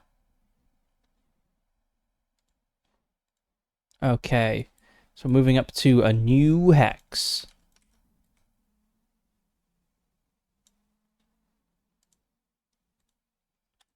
Which we'll get to in a moment. I'll be back shortly.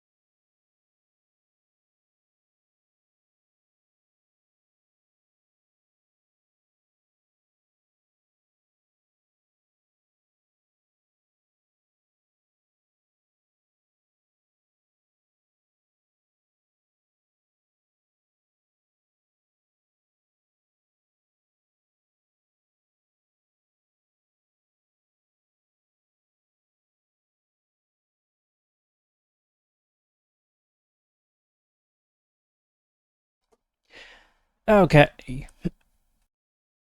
Let's play out a third day, have a giant dream, and reach our destination.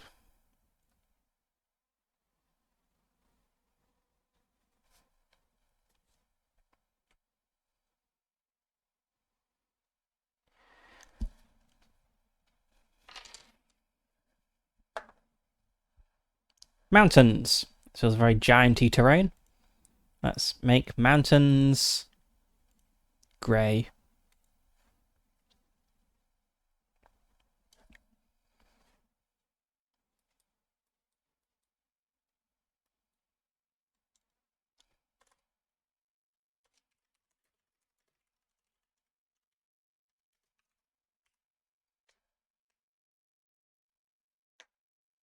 It is stormy.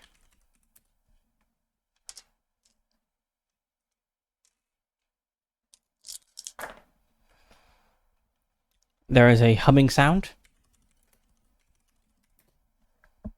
The terrain is cracked earth. There is a smell of rot or blood. I don't think that really fits. I'd say it's a smell of wet soil. And the main element is earth.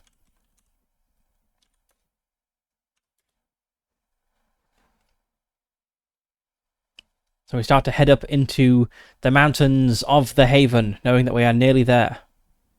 I've scrolled past mountains. Here we go, mountains. But we are beset by a terrible storm. The rain, as it pounds on the rock, makes a humming sound from billions of tiny drops striking stone like an instrument.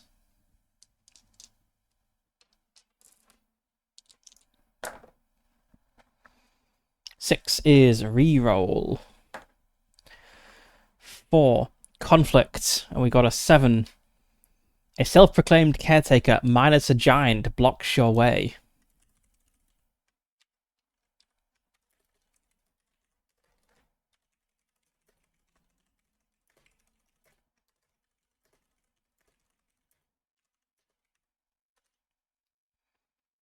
Okay. Maybe this guy. Do we know this guy?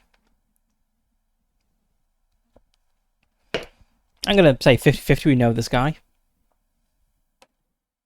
10. No, but maybe we don't like know him, but we've like maybe heard of him. He's made like a caretaker from another tribe. He goes to another tribe. You wouldn't know him.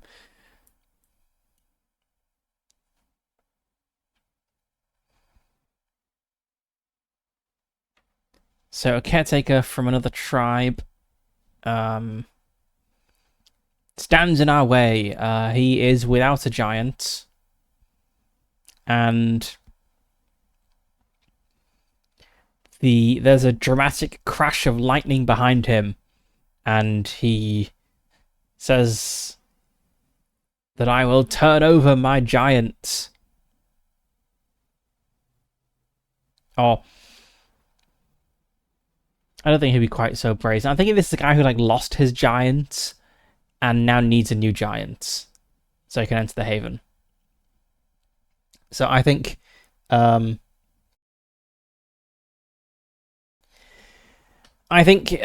he takes an approach like, well done, you've made it to the Haven. I will escort your giant the rest of the way. You can go home now. Like, trying to convince us that this is the right thing to do, but it is obviously not the right thing to do. It's my job to get Erima all the way to the Haven.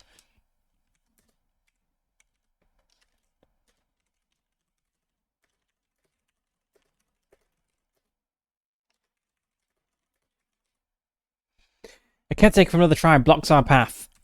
I said that everyone who escorts the giants has an armband.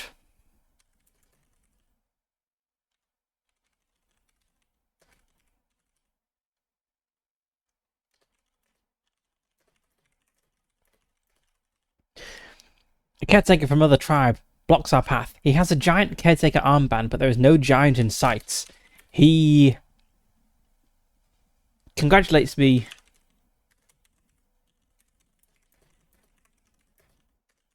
for coming so far and says that he will escort the giant the rest of the way and that I can go home. But this is not right. It is not the mission.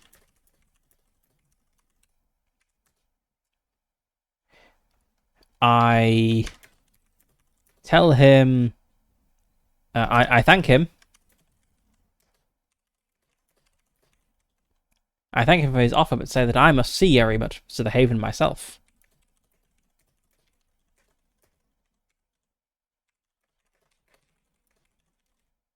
Oh no, the text box is too big.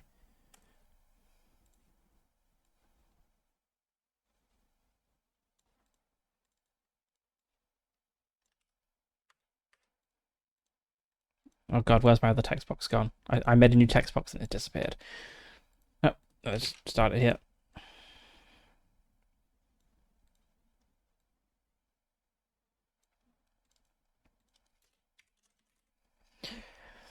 A caretaker from another tribe blocks our path. He has a giant caretaker armband, but there is...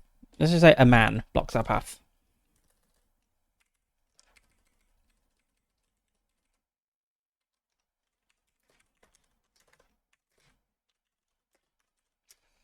A man blocks our path. He has a giant caretaker armband of another tribe, but there is no giant in sight. He congratulates me for coming so far and says that he will escort the giant the rest of the way and that I can go home. But this is not right. It is not the mission. I thank him for his offer, but say I must see Erimut to the haven myself. He smiles and then leaps at me with a knife drawn.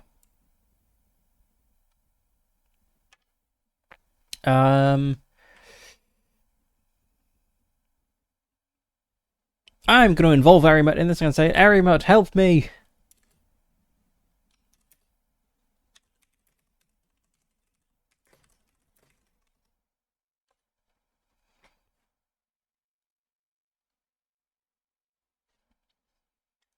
This is going to be a might roll, and I'm not mighty.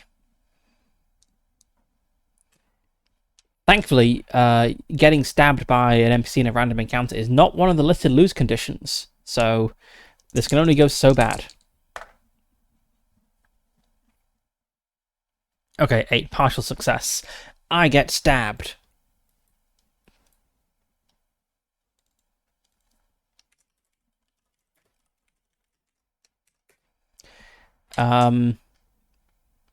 Maybe, like, I get a really bad cut before I manage to drive him off. Or, ooh, no, I know. I think I know what the partial success is. So I'm a pretty, like, nice person, from you can tell from my high heart score. I think this guy ends up dead. Like, a full success would be, you know, he managed to, like, disarm him and keep moving or whatever. I think Erimut just, like, smashes his head in with a rock.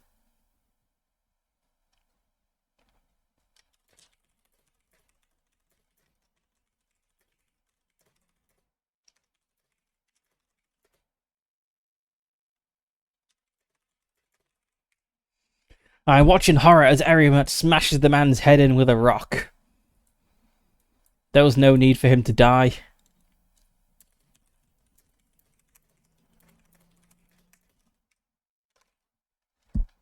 How does Erimut feel about what he did here?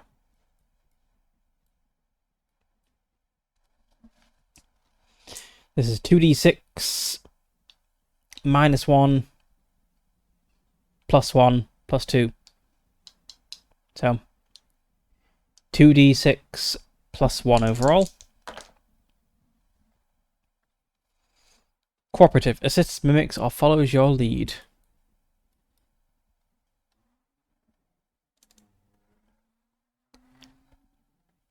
I think what happens here is Erimode looks to me for approval.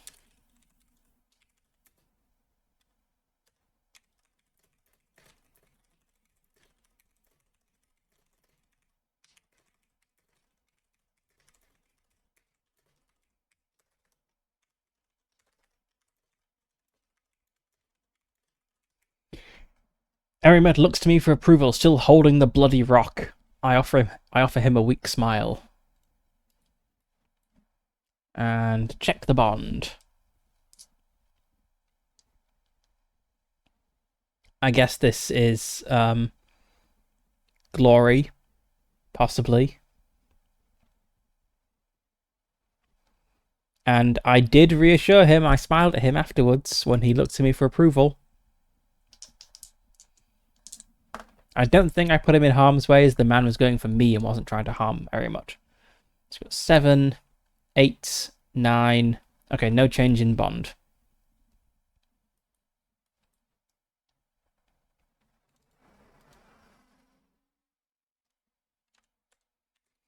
We continue on through the mountains.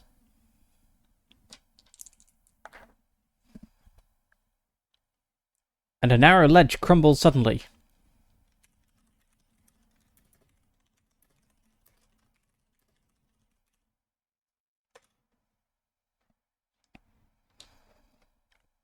I mean, if it's a narrow ledge for a giant, it's probably actually quite a wide ledge, really, when you think about it.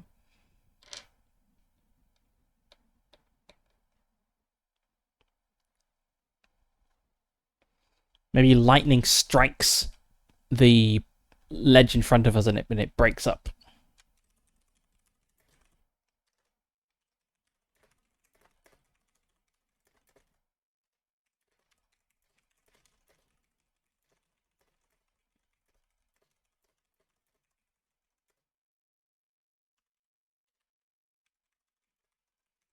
Deeper into the mountains we go. I'm not sure exactly where the haven is, but it is somewhere around here. If we follow the path, we should reach it. Alas!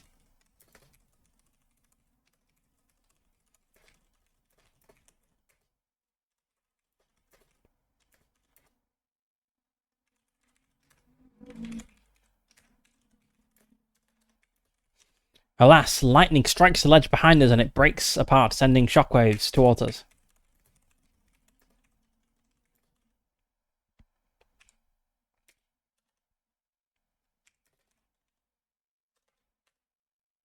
I actually think it breaks behind us, so it's affecting Erimode. I think maybe it breaks before us, and so we just have to climb around it.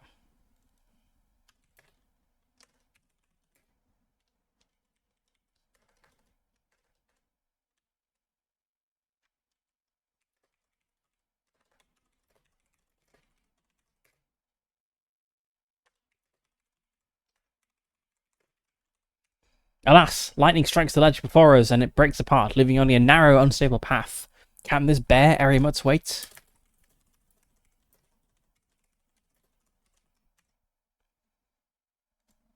I think we're probably going to be smart here and look for like maybe another way around. Which you could count survival for.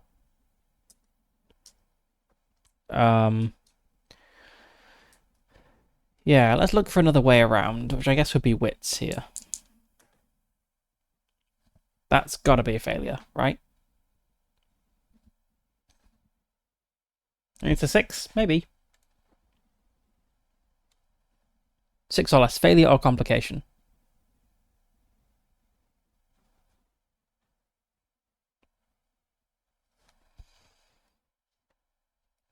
So I think we tried to find a way around but can't, and we end up falling down the mountains.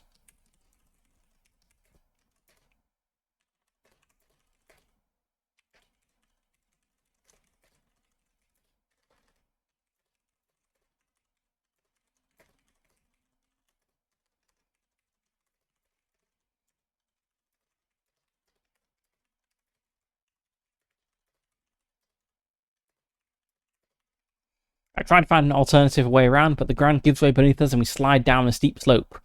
We are uninjured, but the path is lost to us. How did Erimut feel about this?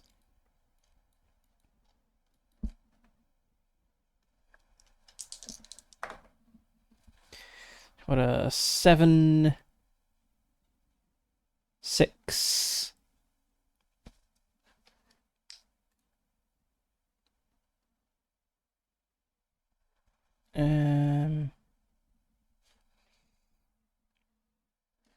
I don't think we aligned with a like or a dislike, really.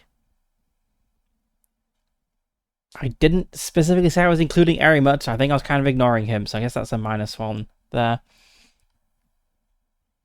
That's a 5. So Erimut just kind of watches this go down, probably disapprovingly once we, fall down a mountain. And how does he react?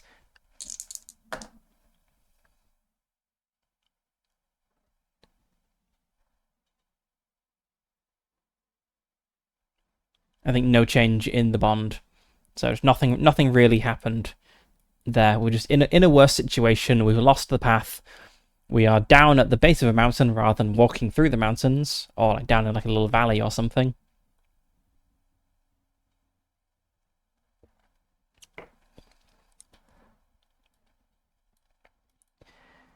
And now we shall move on to our final challenge. So if we're going to end after today, we'll have this challenge, then we'll have the nighttime, and then the following morning we will still be in the mountains and we will find the haven. So let's see what we get now.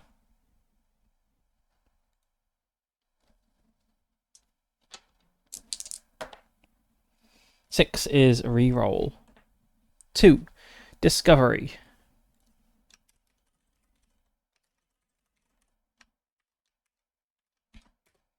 We've discovered a stone marker named the first giant to cross these peaks.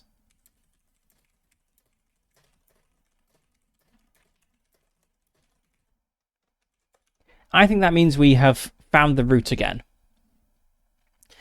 I think this is the first giant to cross these peaks to the new haven. So, maybe we've not made it back up to where exactly we came from, but we found an alternative route. And we know we're on the right path.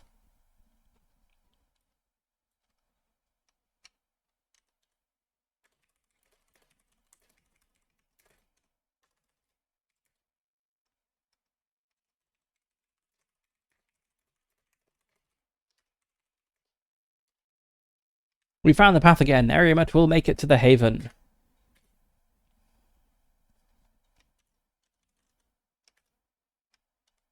As night draws in, I spied a marker. A marker stone.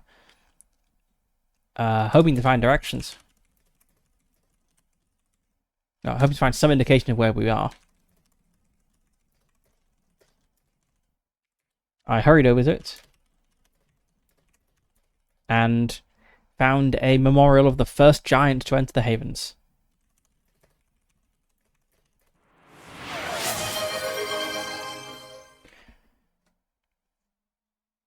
Oh, hey, Comey. Hydrate. Yes, I will do that.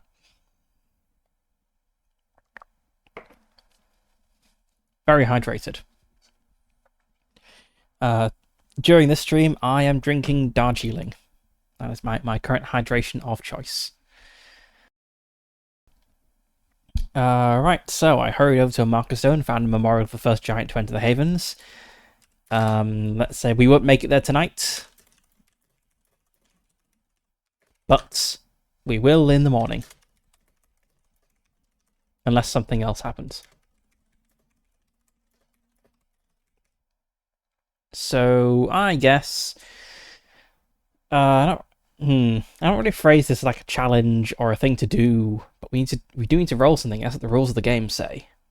So I guess maybe we're just having like a little celebration here. I'm gonna try to mentally prepare the giant to go meet other giants tomorrow. Like you're attempting to encourage a nervous child who is going to preschool for the first time, or like a nervous dog going to a dog daycare. I shall beckon Arimat to sit down. He still towers above me. I shall stand on my tiptoes and like pat him on his giant head, and reassure him that all will be fine. That tomorrow we'll be at the Haven. There'll be giants frolicking, or whatever it is they do. And I'm using heart here because I'm being empathetic.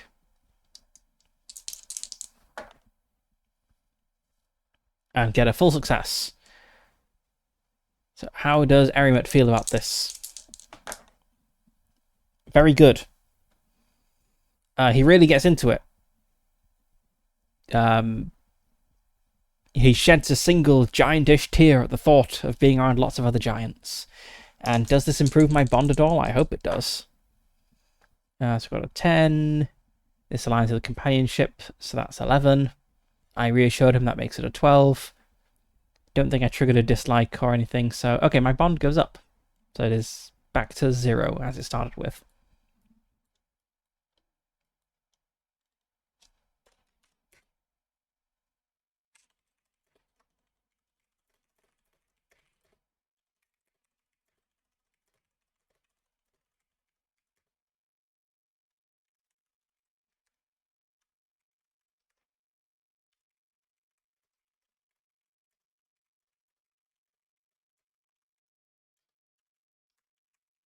I beckon Arimat to sit down and tell him stories about other giants, imagining what the Haven will be like when we arrive tomorrow.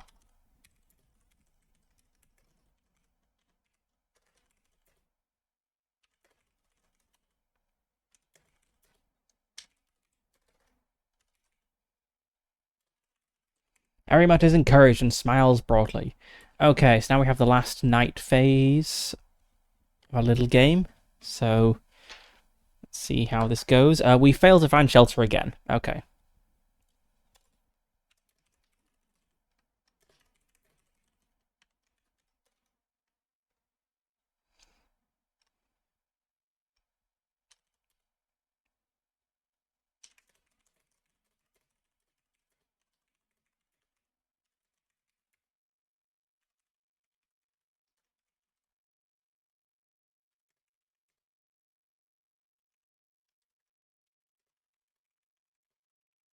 We do our best to get some rest on this rocky outcrop, but with little success.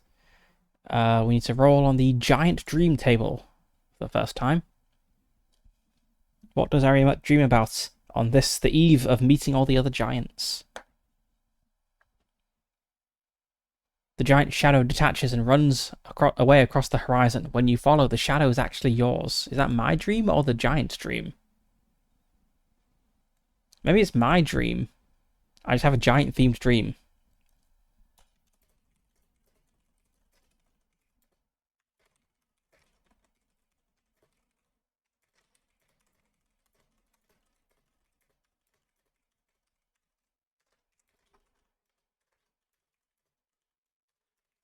I have a strange dream of chasing Arimat's shadow. When I catch up with it, it is my shadow. What does it mean? Okay. And then finally, we have the end of the road.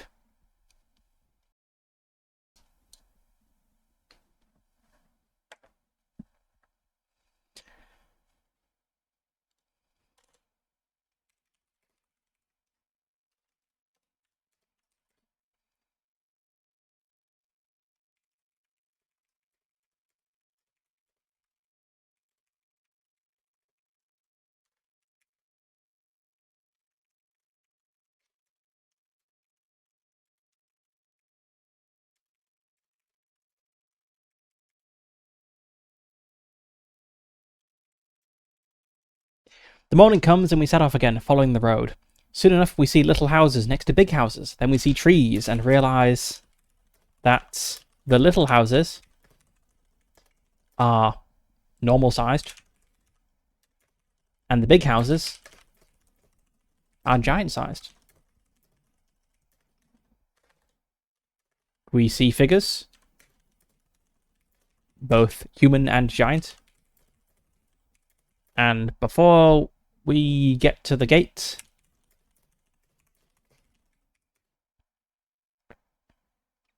a small crowd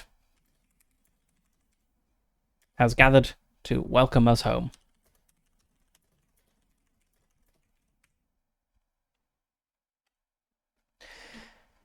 Okay, so that was Odyssey of the Giants. So let's see. What do we think about this game? There wasn't really much to it mechanically, so it was definitely a journaling game. There were a few bits that I felt a little bit. I guess the main thing that I felt was a little bit odd in this was we're supposed to be keeping track of where we are on a little hex map, but there was no need ever to like go any direction other than straight north. I was kind of expecting that maybe be some stuff about having to divert or get lost or something, but that didn't seem to happen. I suppose I could have introduced that, but there wasn't really any need to. I suppose it is okay as journaling games go. That they're all, they're not that different from each other. I do like that this has specific loss conditions. A lot of journaling games don't. That's always interesting to be able to lose a game.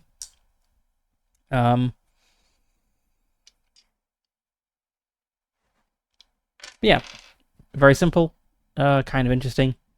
I probably wouldn't play this again, but there it is. I'm not sure there's much more to say about it, really. The prompts could maybe have been a bit more specific, but that's okay. Can also just be more creative, I suppose. There are a bunch of tables I didn't use at all, but yep, there we go. That was Odyssey of the Giants. And on Thursday, we'll be looking at Pirouette, which is a psychological horror / ballet game, which is an unusual combination. So I'm interested to see what it ends up being. Alright, but I guess we will end it here. So thank you for tuning in, and I will see you next time.